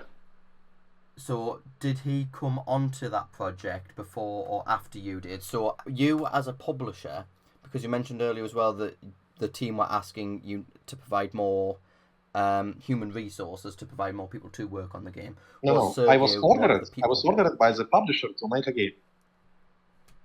By the publisher? I thought you were the publisher. I am publisher, but not all the time. I have 80 titles. Some of them are published by someone else. Some of them I published by myself, because I'm independent game developer. So some of my games are not so good for others. So I just publish them on my own.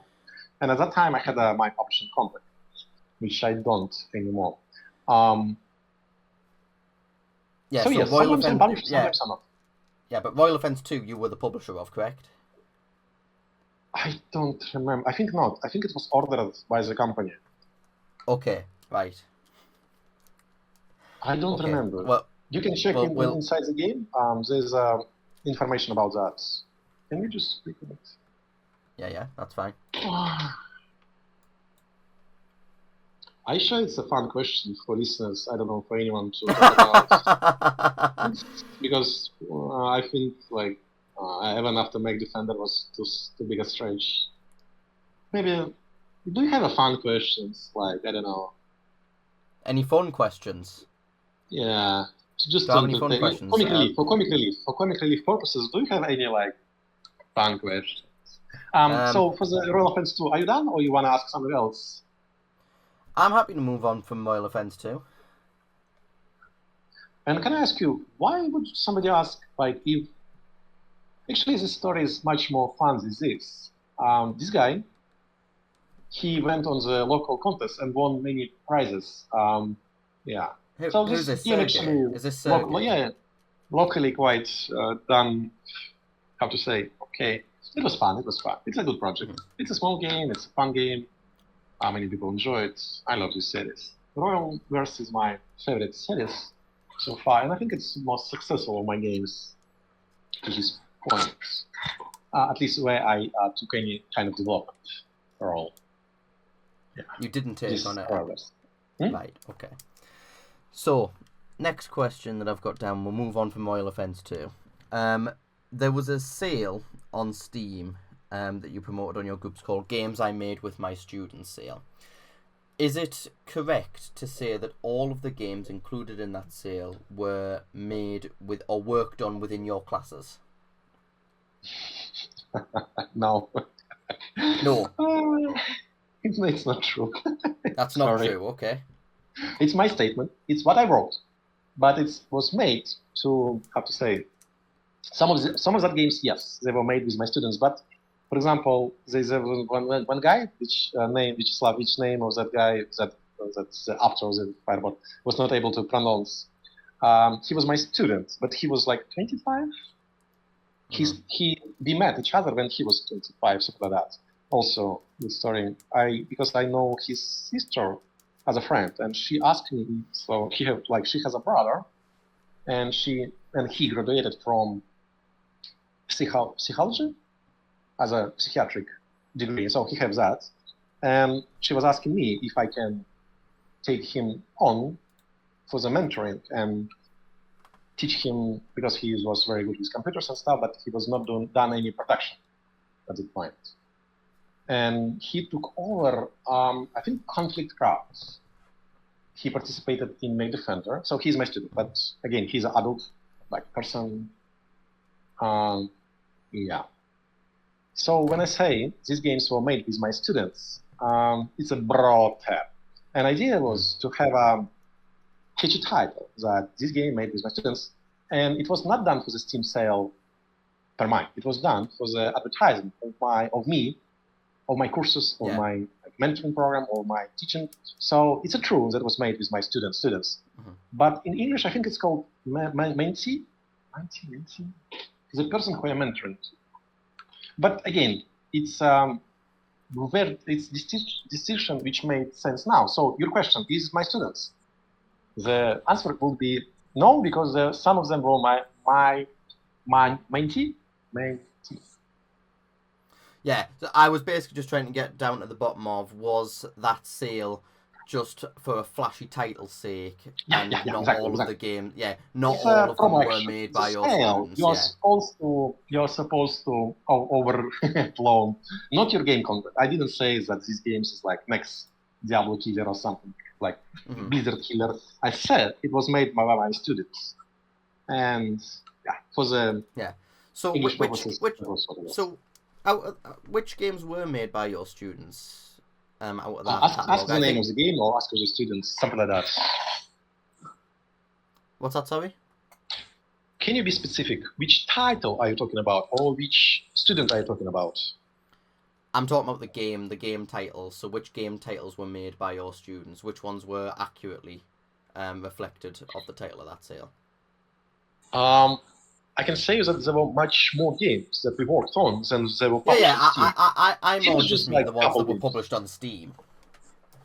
Do you have this bundle sale? I can get it up. Yeah, let's look at the names, if you like. Well, I'll tell you what, I'll get it up later, and I'll earwig it down, just because I do just want to try and whittle through some more of the questions, but I will earwig it to come back to. Okay. This comes back to Fireborn brought up some social media posts about you promoting internships at... Yeah, that's true. Yeah. Were these paid or were these voluntary internships? Sorry, come again? Were these internships paid or voluntary? Oh, that was a funny question. Why would you assume that internship is not paid? That's just the question. No. Question is, of course, that if it's a work, it's paid. So if it's a work within the company, of course it's a paid position. Because if it's a free position, it's not work, it's not internship, it's weird. It's from America and Canada. I think it was a movie with Abby Plaza. It was, they made a reel when she was asked to work as an internship for half a year without pay. So for some people from States and Canada, internship implies no money, right? I don't know how sometimes it can be, yeah, sometimes there can be. But I think it's scam. If you're not getting for your job and you are working, it's a scam, no? I mean, maybe in some cultures, yeah. My distinction is, if you ask for work, regardless how it's called, internship, test period, job, or partnership, and you not get paid, it's not internship, it's a scam. So the question is, are you asking me if I scam people on my board? But I actually, you asking about internship? Yes, I employ people internship. Actually, right now, I was able to expand, and this year I hired 2 more students, one from Bali, where I'm from, Indonesia. He's 30 years old. Yeah, he's old. Not young. So you're saying your internships are paid? What? You're saying that your internships are paid? Of course, it's a job. Okay, cool. Okay. But again, I don't think in the right mind somebody will work for free. Why would you? Maybe in States and Canada. Again, this guy, Fireb0rn, he didn't even ask me. He just read that and actually explicitly written on that post. Do you have this post about internship? That it's paid position. It's explicitly written like that. Isn't it? I don't have it up in front of me, so I'll not be able to directly reference Let's look it up, that. because this accusation is really weird for me. Because it's accusation of me scamming, and it's why I would like, it's bad. It's not nice to, how to say. Let me look at it. One moment. Let me find. Yeah. I think in his video he mentioned, like, I wrote that it is internship, it's paid position, but he doesn't believe it. So by his, how to say, how you call it when you are making conclusion. So by his conclusion, because I'm a bad guy, I didn't pay. It's his own conclusion, driven by his narrative that I'm a bad guy, which is weird.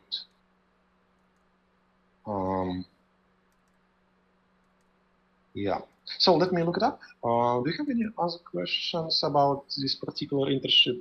Can I say that it's very successful? Nothing about the internship. Nothing about the internship. No. But, okay, let me add something about it, okay? If you don't mind. Sure. I want to just add that it's very successful internship. People who work with me, or was mentored by me, or went to internship with me, they're doing quite well. And actually, I pay a lot. I pay from $10 to $40 per hour. So the internship position usually starts from something like 10, but with the taxes it's about maybe 8 or something like that. But then it goes up to, I think 40 is the maximum right now, which maybe not a lot. I don't know, like in Britain, but we live in different regions. And I'm not that, like, I'm not profiting like Blizzard exists, like Bob Kotick, as you can see on my Instagram. I'm not that rich as Bob Kotick. So I'm paying quite fairly. And you can ask any of my students, actually. You have a contact of Sergey, you have a contact of everyone who I mentioned in my games. And what Fireborn did, he actually tried to contact. He contacted about 3 people, at least that I'm aware of. And his line of question was not about if I pay them. His line of question was, did I scam them? Did not pay them? He was really pursuing the narrative that I scam people who I put in credits. This was his intention from get-go. So your question about did I pay for internship or not is so wild. It's so not right to ask. You can ask whatever you like, but it's just bizarre to me that, yeah. So I just want to say personally to him, fuck him. He did ask my colleagues, and they told him that they will get paid, but he didn't, because they sent me history. But he didn't mention that. He just blocked them actually. Because when some of them contacted him, like, guy, like, what the fuck? Why do you do this? He just blocked them. He's not. So just further clarity of some of our listeners. So you're saying that Fireborn reached out to some of your employees to check about the payment status, and they all told him that they were getting paid, but you're saying he didn't mention that or include that in his video. He banned the narrative that I not pay, that I'm scamming people. Was his narrative. Even he have a proof that I did. He didn't find anyone. Just if you notice his video, did you find in his video anyone who was negative about me or negative about working with me? Did you find in that video besides Fireborn himself? No. Right? Again, I'm not bending into anyone's narrative. I'm just here to feed the questions. So, my question for you: you watched the video. In his video, he accusing me of many things, but he was not able to find anyone else besides himself saying any negative things about me in his video. Is it correct? I would say that's quite fair. Because all of the posts that he showcased was more towards people that were in your game communities or posts that you had made yourself instead. But there is another point that I've got here, which actually kind of helpfully lends into that.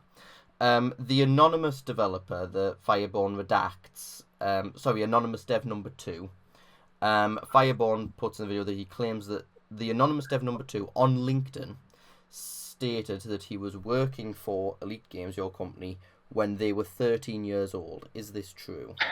Should I give you the name of that developer? Because it's not redacted. You can put up the same page which Fireborn was redacted. Redacted? Where is this? Redacted?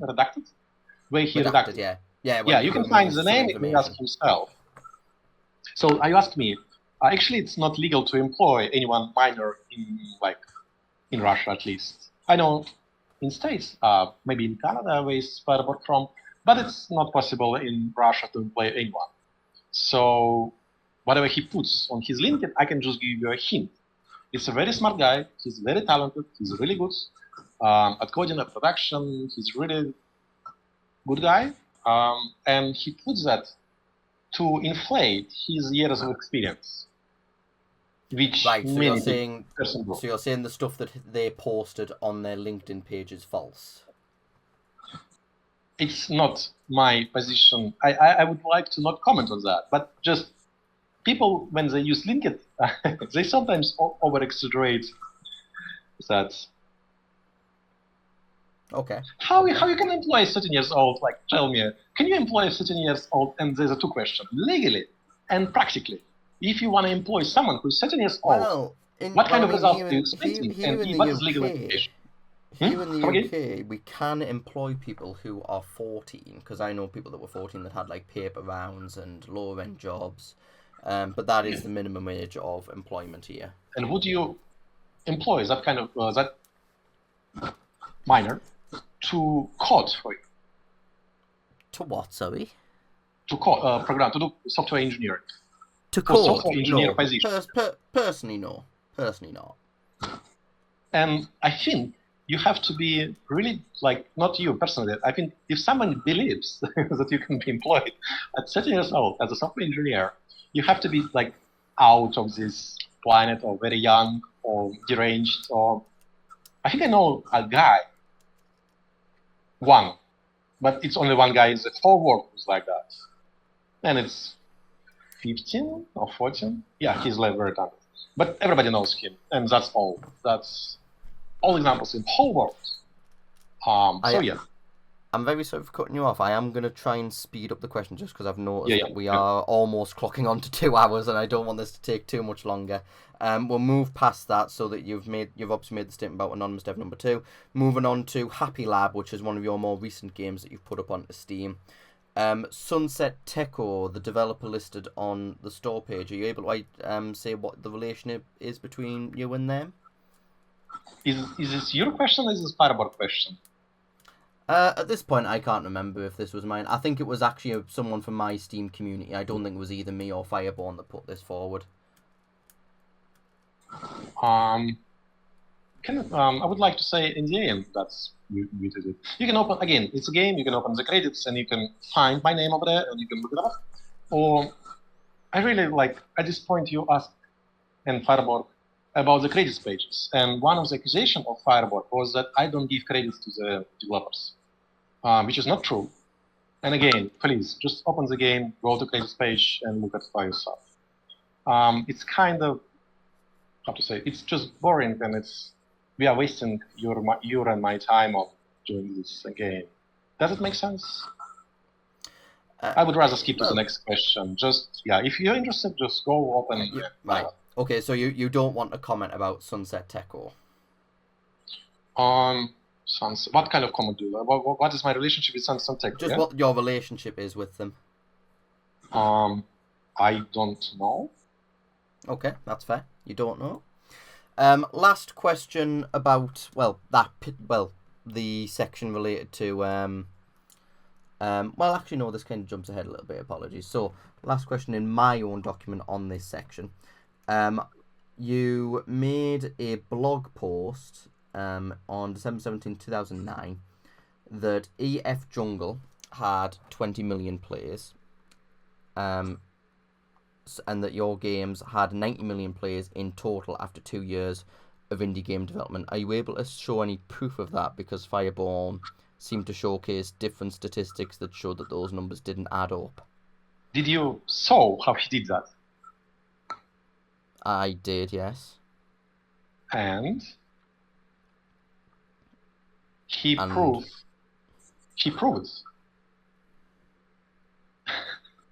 Well, he proves it. The only way he's able to prove the numbers though is when he incorporates. Not his number. He proved my number. And to add insult to the injury, That game was played, you will not believe, 500 million times. 500 million? When the Flash died. 500 million by the time that Flash died. 500 million times it got played. Yeah. So, should I explain you about Flash games? Or... Please do, yeah, please do. So, what Fireborn did, very stupid thing, he didn't ask anyone. He just found 3 Flash portals. Do you know how many Flash portals was like around any year? Just any number. Right now, I honestly wouldn't be able to start guessing. Just, just say any number. Just say any number. Because he picked just 3. So Fireborn thinks that Flash games are 3 games, or are 3 portals. What percentage of them are 3 games? Flash games. What percentage of Flash games are 3 games? Most of Flash games are 3 games. Except Robokill. Yeah. But, sorry, we're drifting a little bit away from Okay, let me help you. At some point, there was 100,000 Flash portals, or maybe more. I don't remember if it was at the beginning, at the middle, or the end of Flash games era, because they were born, and then they were like high, and then there was dead. At some point, there was 100 portals. The data which we used at that time. Sorry, just for clarity, 100 or 100,000 portals? 100,000 websites which hosted Flash games. So when you put out your Flash game, the monetization was like this. You sell the plays at the loading screen for some either sponsor, publisher, or advertisement. Then you have a my menu, and you have a start game, continue game, options, blah, blah, blah. And then you have a button which reads like more games. And then maybe you have a logo of some company.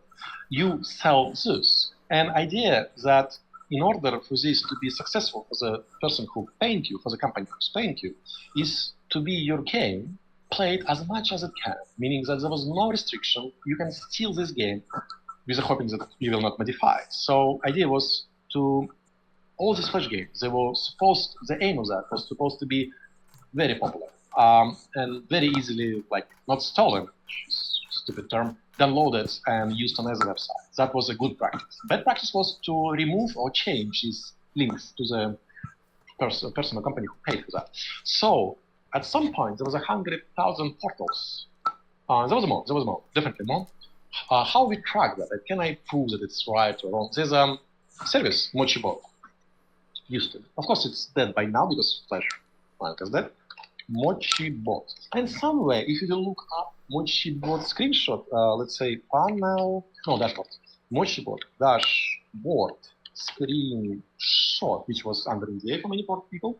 But let's look it up, because it's usually displayed how many portals your game was played on. Maybe we can, at some point, we can find the year when some popular game which was downloaded or spread to many portals. No, it's a Microsoft. So you have to dig up images from the internet to find exact high number. Or we can ask any other developer. I was not successful super. I had some success with some titles, but I'm not most popular guy on Flash market by any means. My angle was a little bit different, but again. So yeah, Fireb0rn counted 3 portals, and he thinks is okay. It's not. At least it have to be 100,000 portals where he should count, and some of them he will not able to reach because some of them define firewall of China. Okay, right, perfect. So you're basically just as a summary for our listeners. So you're saying Fireborn only counted 3 portals in what would have been around a total of 100,000 Flash portals that would have accrued the total number of plays that you quote in your blog post. Yeah, and for that date, my game was played that number. But when the Flash died, my game was played 100 million times, which is cool. And do you still have access to those statistics as evidence? Of course not. Flash is dead. No, you don't. Flash is dead. And every service which was about Flash games is dead. Even Newgrounds, some of the services are not dead, like Newgrounds is okay, but they have to change. But Mochi Media, it's a company which will run MochiBot, statistics for the Flash games, Mochi Ads, and some other services which now to explain you what it was. It was like Unity, Unity statistics, Unity analytics, Unity ads, or Unreal Epic services. It was something like that, but without game engine, just for your game to do this everything for free. Okay, thanks very much for that. That was helpful. So moving on to the next section. This is quite a short section. This is just on about the plagiarism accusations that Fireborn made. Are you able to divulge on what the licensing agreement was that you claim to have with Paradox, and what ramifications in terms of distribution were that you cited on a social media post? Why would you ask this? Because this is in regards to assets that resembled that of Paradox games. Okay. So if you are from Paradox or from my company, okay, you can answer that question. But why you, Fireborn, asking that question? It's my first step, like my first challenge. Second challenge, why you not just Google the answer, not directly directed at you, at the Fireborn? Why will you just try to Google that? It's my second challenge. And third challenge, it's actually under NDA. And fourth notice is happened more than 10 years ago. So the question is about how it's called, like in his or your accusation, your question. Is it like stealing, or what's the word did you use? How do you mean? Oh, your plagiarism. question. Can you repeat the question? Okay, Plagiarism. so can you repeat the question, please? What was your licensing agreement that you claimed to have with Paradox, and what were the ramifications in terms of distribution that you cite on social media? Okay. It's not your deal. If the question is, no, sorry to put it like that, I'm really tired. So the question is, did I have a license, right? Because that is the first question. Well, no, because you claim on social media that you had a license to use them. That's all. But that's you all also, yeah, but then you also divulged on social media that the license had limitations, because in the Kickstarter campaign, any kind you of stated that some of the funds was going to be used to replace those assets so that you could have a wider distribution plan. Any kind of agreement have a limitation. Any kind of business deal have a limitation.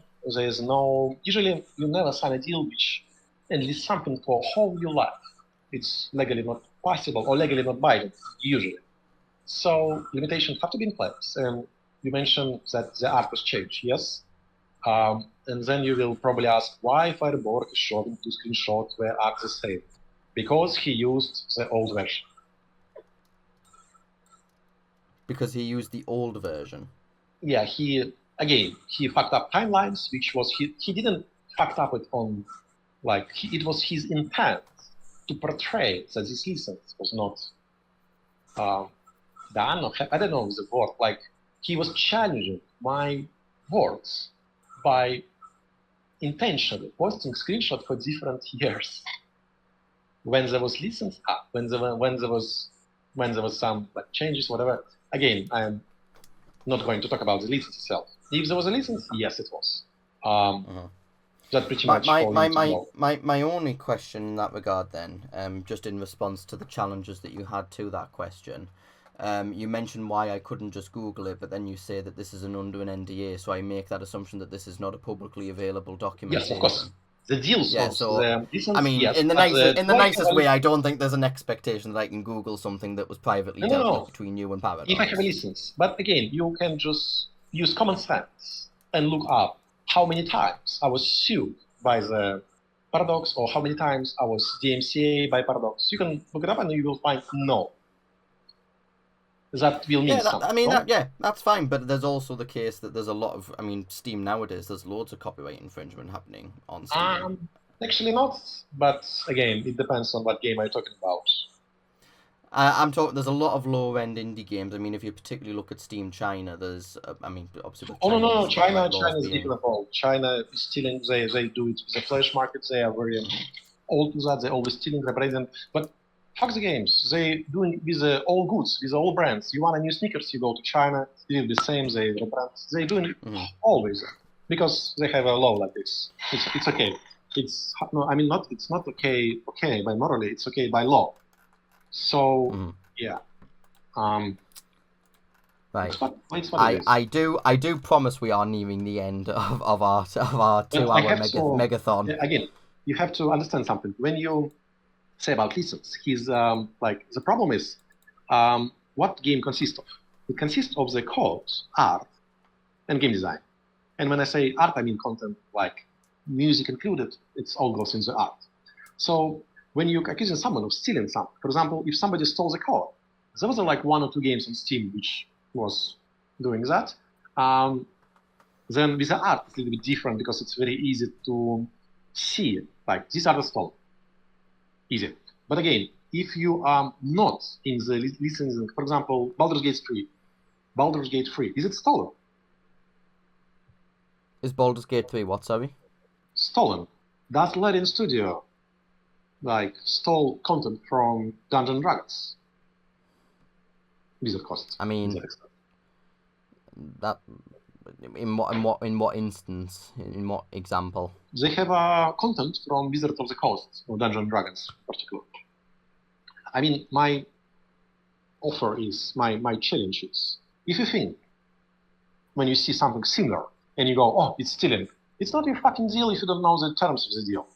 Like, if you're seeing someone is pickpocketing, that's very easy. That's the steal. But when you see like big companies or small companies, when they do like different projects, they have a business, you can help them. Then you can write to any company that somebody is stealing something. Yeah, but go online and accuse. It's a stupid thing to do. And my example for that would be all what Fireb0rn said about my project, 1 or 2 or more. It's the same he could say about Baldur's Gate 3. But he didn't, because it's common sense. I don't know. Something stopped him. But I think I challenged him to do the same with Baldur's Gate 3. Because it's obviously that you can read that Larian Studio have a license agreement with the Wizards of the Coast, right? I can't say I know. I don't follow Baldur's Gate 3. I'm out of the AAA sphere. It's one of the biggest game of the year and blah blah blah. I know, yeah. I'm familiar that it's very, very successful, but I don't know the ins and outs of what business deals it's got going on at the moment. Yeah, you wouldn't request you wouldn't request interview with Larian Studios to ask the terms of that deal, because they will just say fuck you NDA. That's all. And that's how business works, and it's totally normal thing to say. So asking about agreements of this deal, of my deal, is really weird to me. Like, it's not your business. Well, in this context, I don't think it's too weird. I mean, someone has accused you of plagiarizing content, and if you've made a public post saying that you have an agreement in place, and I was just asking, what are the terms of this agreement? That I can use. No. Yeah. Okay. No. Okay. Please don't like. I would not comment of the deals of the agreement. It's not your business, literally. It's my business. It's someone else's business, but it's not your business or Fireborn business. If there's a list, yes, there is. That's all you need to know. If you want to know the terms of the deal, you go to any other big studio and ask them how licensing works. Or you Google, or you learn, or you educate yourself. But you don't go accusing someone else. It's very stupid. It's very childish. And what he did in his other video, he actually saying out loud, he have no idea how licensing works in general. But yet he still have an audacity to be expert on that question, and then admitting that he have no idea how does it work. It's fucking stupid. There's no way around it. Let's move on from the original video and go into the aftermath. Mellow, sorry. I'm a little bit tired because I'm being defended. So, question for you: why I'm being defended? Like I mentioned many times when we're watching this video of Fireb0rn, it's actually pretty self-explanatory. Like every time, for example, he's accusing me of not giving a credit, but then on the same screen, when he saying by voice, I'm not giving credits to my colleagues, he's shoving a credit page from my game. So in my mind, you don't need to ask me about proving his accusation, because he already disproved, or how it's called in English, he already proven that he's wrong inside his video. What's your question to me? I wanna little bit derail from being defended for 2 hours because it's really tiring. My problem with his video that in his video he proves himself wrong. That's something Right. I would like to add again. Okay. I mean, again, if you want to bring it to a close there, I'm happy to cut off the rest of the questions. However, I can say if you are wanting to continue, there's not many questions left. The remaining questions aren't related, well, aren't necessarily related to the original video that he made. It's more in terms of the aftermath of what happened after the video was released. Amazing, thank you very much, and I do appreciate obviously that we've been going for quite some time. It is getting quite late here as well, so I want to get through these as much as you do as well. If it's your question or his comment or something like that, please do mention. Okay. I've not marked who sent what through. I am just going off of what was my memory. But anyway. Okay. Go.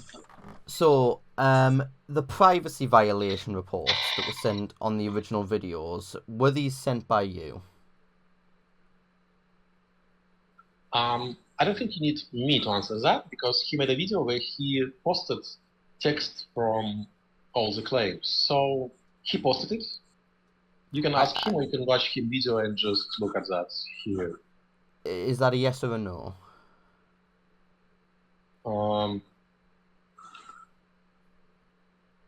Privacy claim.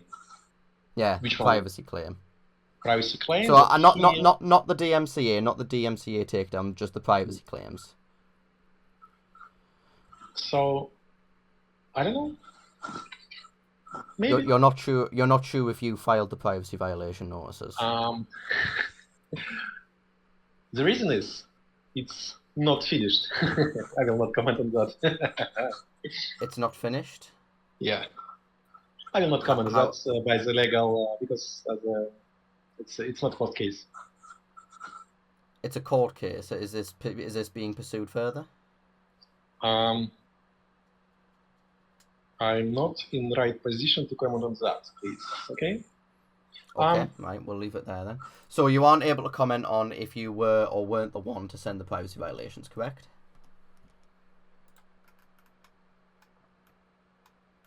Sorry, I think I'm bored. I'm just clarifying. You can't comment on if you did or didn't send the privacy violations. Something like that. Yes. Right. Okay.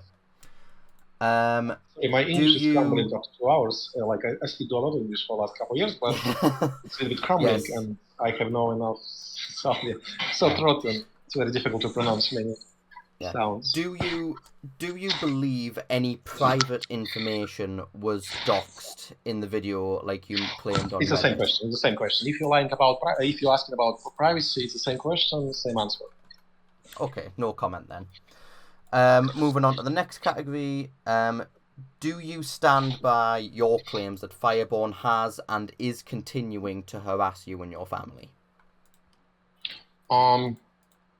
He did how many videos about me? He spent half year about me and he paid more than $2,000. Are you asking if he's doing it right now? Or if he's I'm saying if you stand by the claims that you've made that he has harassed you and he is continuing to harass you and your family. Sorry, but you're asking about someone else, myself. You have to ask yourself. You. Do you stand by the claims that you have made that Fireborn has and is continuing to harass you and your family? When it was made? When was what made? This claim. When it was made? The claim that Fireborn is harassing you and your family? Or did I say it right now, or did I say this somewhere, social media or something like that? I'm saying, do you stand by, do you think that Fireborn has harassed you and your family? Do you believe that? Do you think that this quantifies as harassment? Yeah, we were harassed. All my family was harassed. They were sending death threats to my son, to my mom, to myself. He sent death threats. He sent death threats. Not himself, but again, because he's he's posing. He sent the game death threats. His followers, I guess. His followers sent death threats. Okay. Yes, but the implication is because it's gonna happen. Because all his intent is to make a drama like either to cancel me or to put me in a bad light, which is entails, like, if he would say that, he would say, like, I did ask not to harass him. I did ask for something like that. But it's not his intention. He can say whatever, because at this point, I know that he's lying. When he made his first video, when he was talking about Vadam God, you can clearly see that when he was talking about Vadam God, he already knows at that point that I'm not Vadam God. He knows it by the documents from the Panama leak. He knows it, but he just censors that for his narrative. So, is he harassing me? Yes. Is he have malintention? Yes. What he's, I guess I know why he's doing that, but again, it's stupid. So the question is if he harassed me. He made a bunch of video about myself, which is sad thing about, like, for myself personally. His first video was not about me. Like, I have a documentary. It's nice, I guess. Not Netflix, not that quality, but half of it about someone else's job, someone else's work. Like, I wish he would end somewhere before Vadam God and made a second video about Vadam God. That would be maybe more fun. But at that point, like, everybody can clearly see that he's lying. It's just stretching and just proving all the things it can find. Yeah. I guess Kennedy assassination is the next thing to add to my list. Why not? Yeah. So yeah, I call this harassment. He made some video and that was his intention was wild. Yeah, that's for sure. Moving on, this is the penultimate section, thankfully, so I've literally only got this and one more section. I'm sure both of us will be happy to hear. The DMCA takedown that was sent to the original video, obviously that's recently expired, the video is back up. How strong did you see the case as being against Fireborn in terms of copyright? You're asking me about someone else, about law, and about... This is a really broad question. And asking my opinion, sorry. I'm asking because obviously you were the one to send the DMCA takedown, so I'm asking. It wasn't you that sent the DMCA takedown. Did I send DMCA?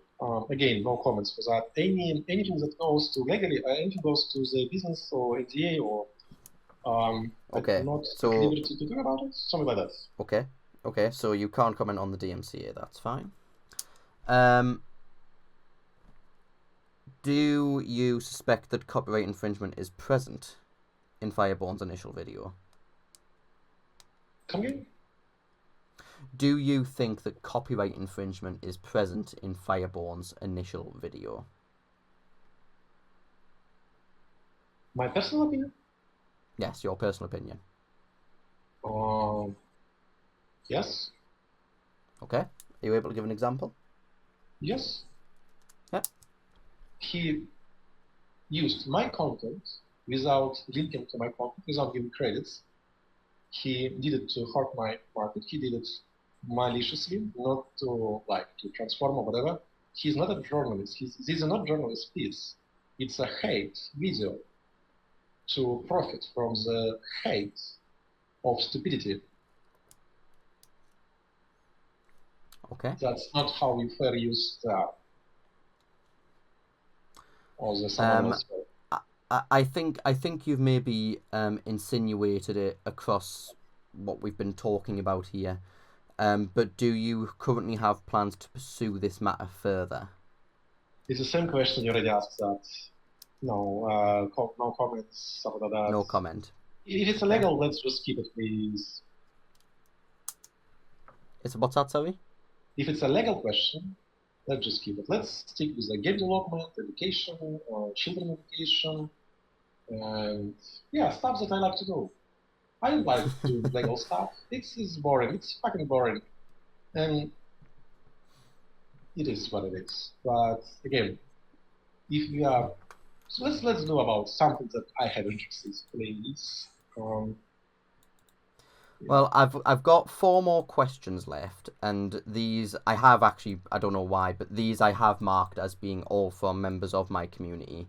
I don't think any of these, none of these are actually related to the videos themselves. These are involving other actions and other developers on the Steam store. So I'll just go through these. There's just 4, and then you'll be happy to hear, and I'll be happy to hear that we are done, of course, unless there's anything else you want to talk about at the end. Your voice is tired.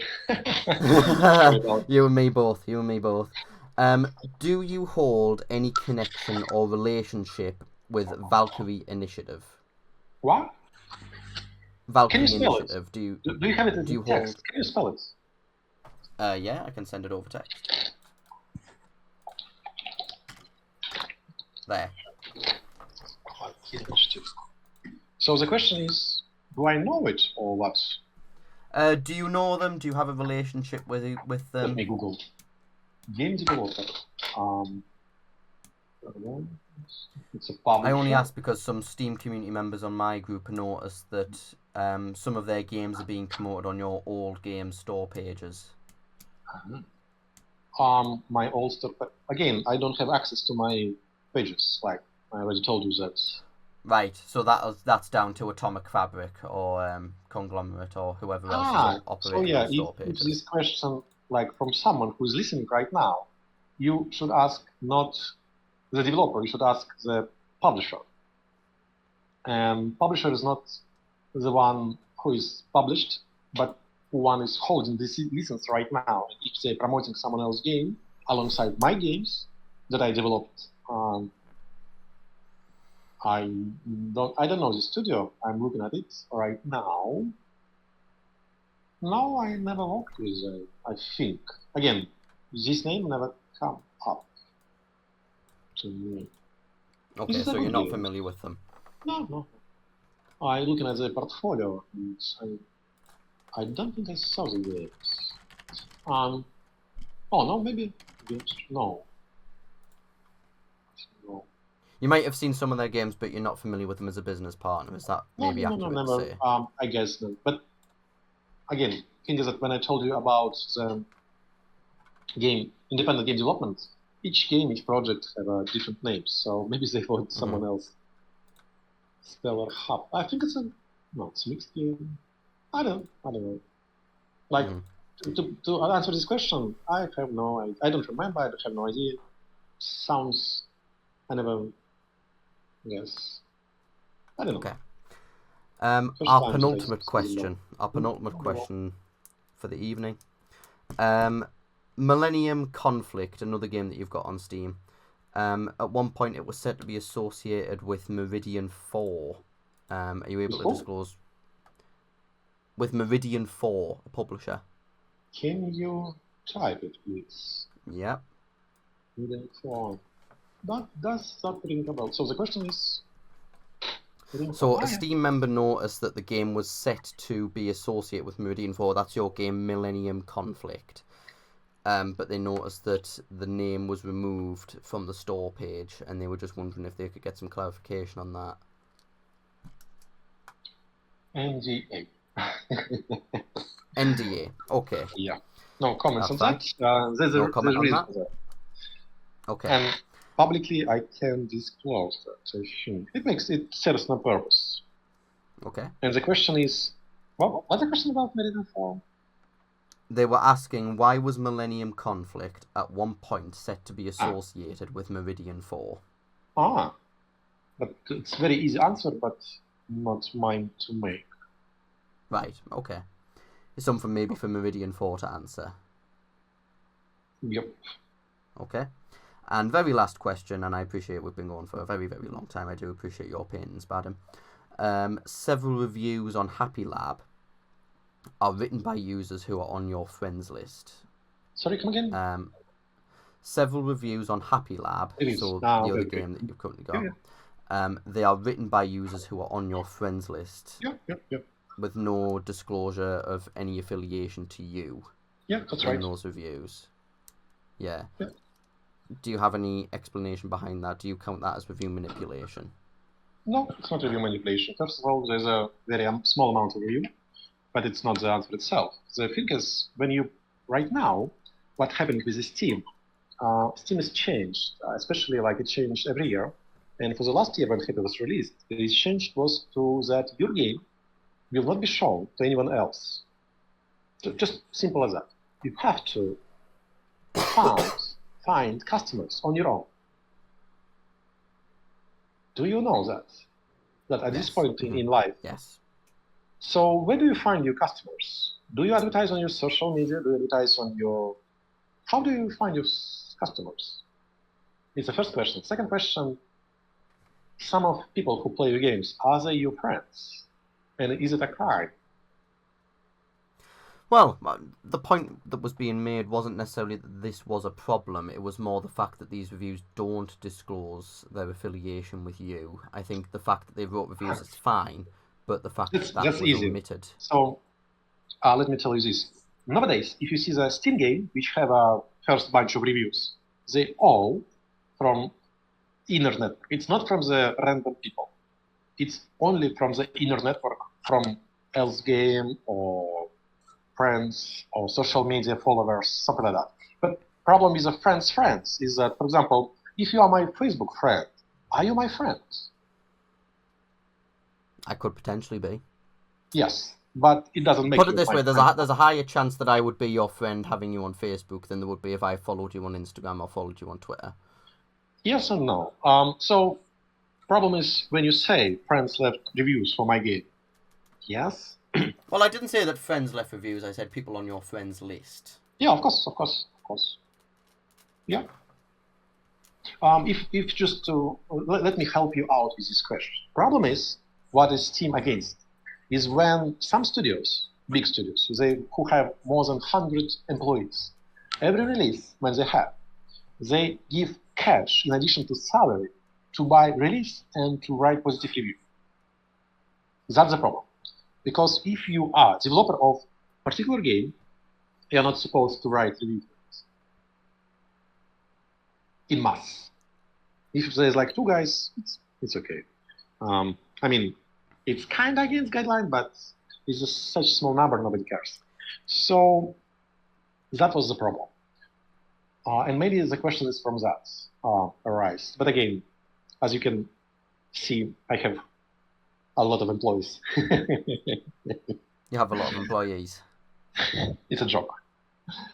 If somebody jumps to this point, it will be stupid to acknowledge that. That'll be when they take that clip from the end and then say that you actually secretly have 5,000 employees at Elite Games. I have a yacht. You could find it on the social media. Thank you very much for persevering with me through all of those. I have now hit on all of the questions I've got on my document. Before we wrap up, I'm happy to just leave the floor open to you. Alan, sorry, but you have an extra question. I haven't asked the question. I asked you to ask the question. Do you remember? Oh, you wanted me to ask, in your opinion, is Fireborn a journalist? Your opinion. My opinion on is Fireborn a journalist? Not about me, not about my work, but your opinion. Do you call that video a journalist work? Would I call the video a piece of journalism?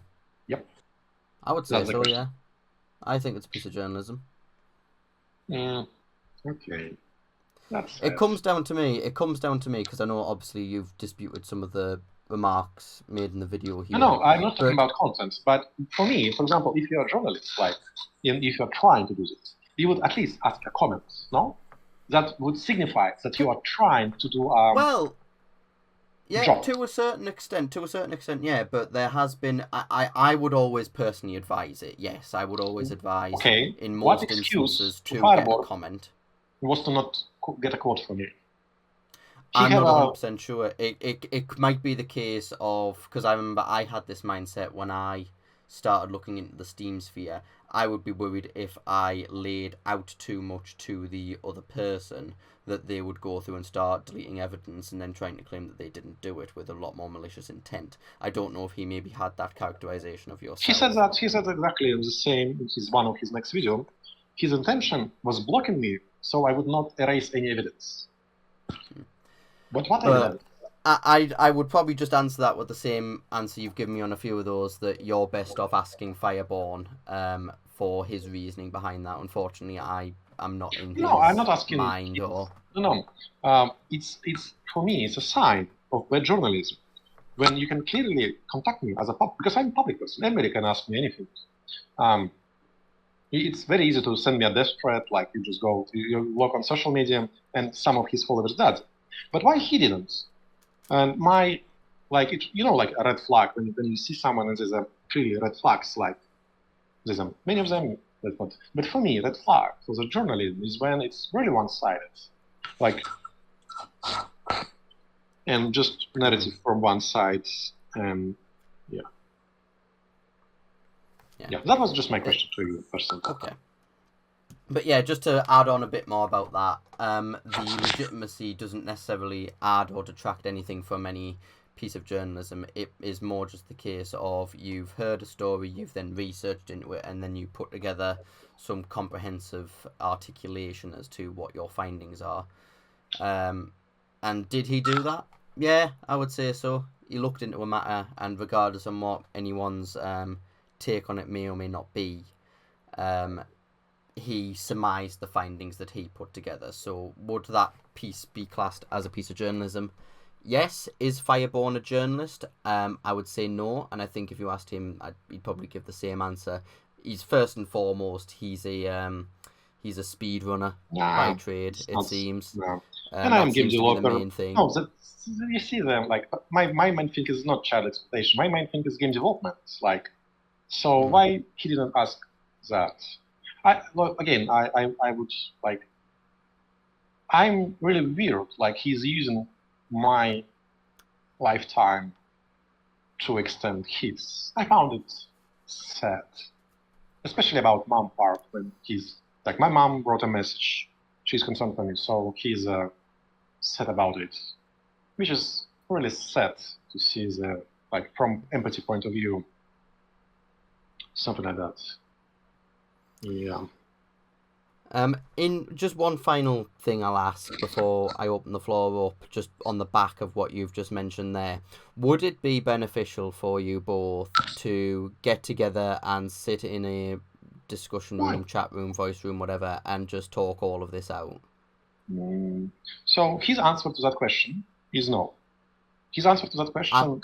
What's your answer though? I don't think it benefits me in any way. Because okay, it's like I have a life, and my mom will come over soon. I would rather spend that hour with hers and with him, because his video doesn't make sense. And I think, like, we talk with you, yeah, this one, and I think, like, next time I will just link your video or my Instagram post, and like I've done it. In general, it makes no sense to prolong this for him, because his point of business is to make drama, not journalism, just drama, hateful drama. So if he will able to make a video with and profit of it, he will do it. But that's not my business. My business is education, helping kids to learn, do some games. Maybe I'm trying to do better games. That takes a while. But learning to code and stuff like that, that's my main goal. So it doesn't make sense. There's no benefit to that. For him, yes. For me, not.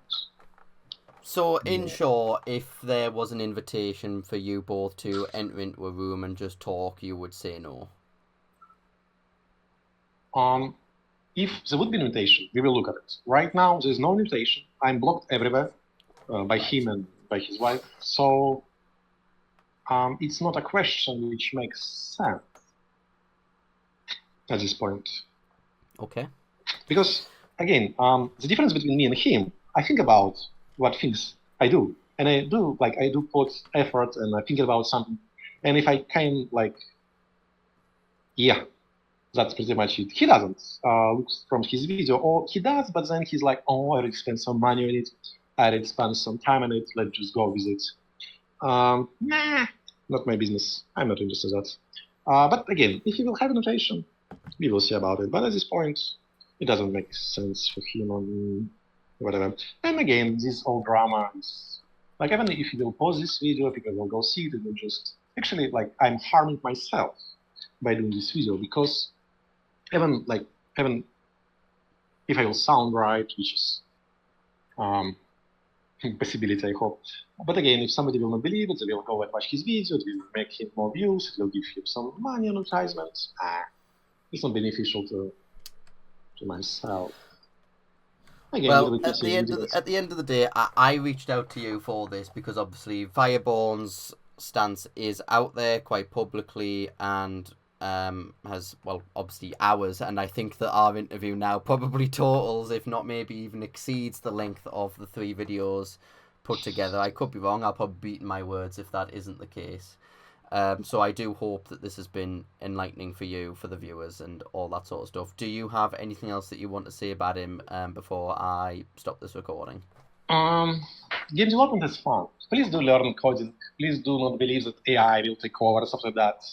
Please do game involvement with the creative arts in general. Like if you are trying to draw something, or you're trying to learn the codes, or you're trying to game design, or you're passionate about game development in general, like game design, and you see someone else game, and you can have a mod for it, go for it, do a mod. This is how many great games was made, like, for example, Fortnite, or MrBadim and stuff like that. And if you know someone who can help you, and you can trust him, or at least value his opinion, check his work. Like, if you like someone else's work, and you would like to work with that guy, always reach out. Especially as a game developer, it's a lot of fun. Yeah, sometimes it's hard, sometimes it's easy, but in general, it's a lot of fun. Highly recommend you to pursue this career. And if somebody will, just imagine, like, you do a game 20 years ago when you're fresh out of university. Actually, no, you're still in university, you're still going for exams, and you're working at some company, and somebody after 20 years found this game and plays. That's nice. Yeah. I do like it a lot. But sometimes there's a drawback, but it always comes with the popularity, I guess. The more popular you are, the more richer you are. So there will be some jealousy intended. But it's haters are always gonna hate, so nobody cares. Yeah. And very last thing before we close out, if Fireborn is watching this video, do you have anything that you would want to say? No. I never met this guy. I never knew this guy. I don't know him. Like, I know he's a whatever. Like, I know he's doesn't make sense. Like, he did say about many bad things and blah blah, but it's his line of narrative. I don't know. But no. Okay, thank you very much, Badim. That was the Badim interview. I hope you guys enjoyed listening to that. I hope this has been helpful. I hope that it's been informative. Badim, thank you once again for sitting down with me, for talking for 2 hours and 37 minutes. Almost 3 hours. About everything that's been going on. I hope that you found this helpful as well. Let me know what you guys think down in the comments, and give me some feedback if you want to see more stuff like this. Yeah, thanks very much. Take care.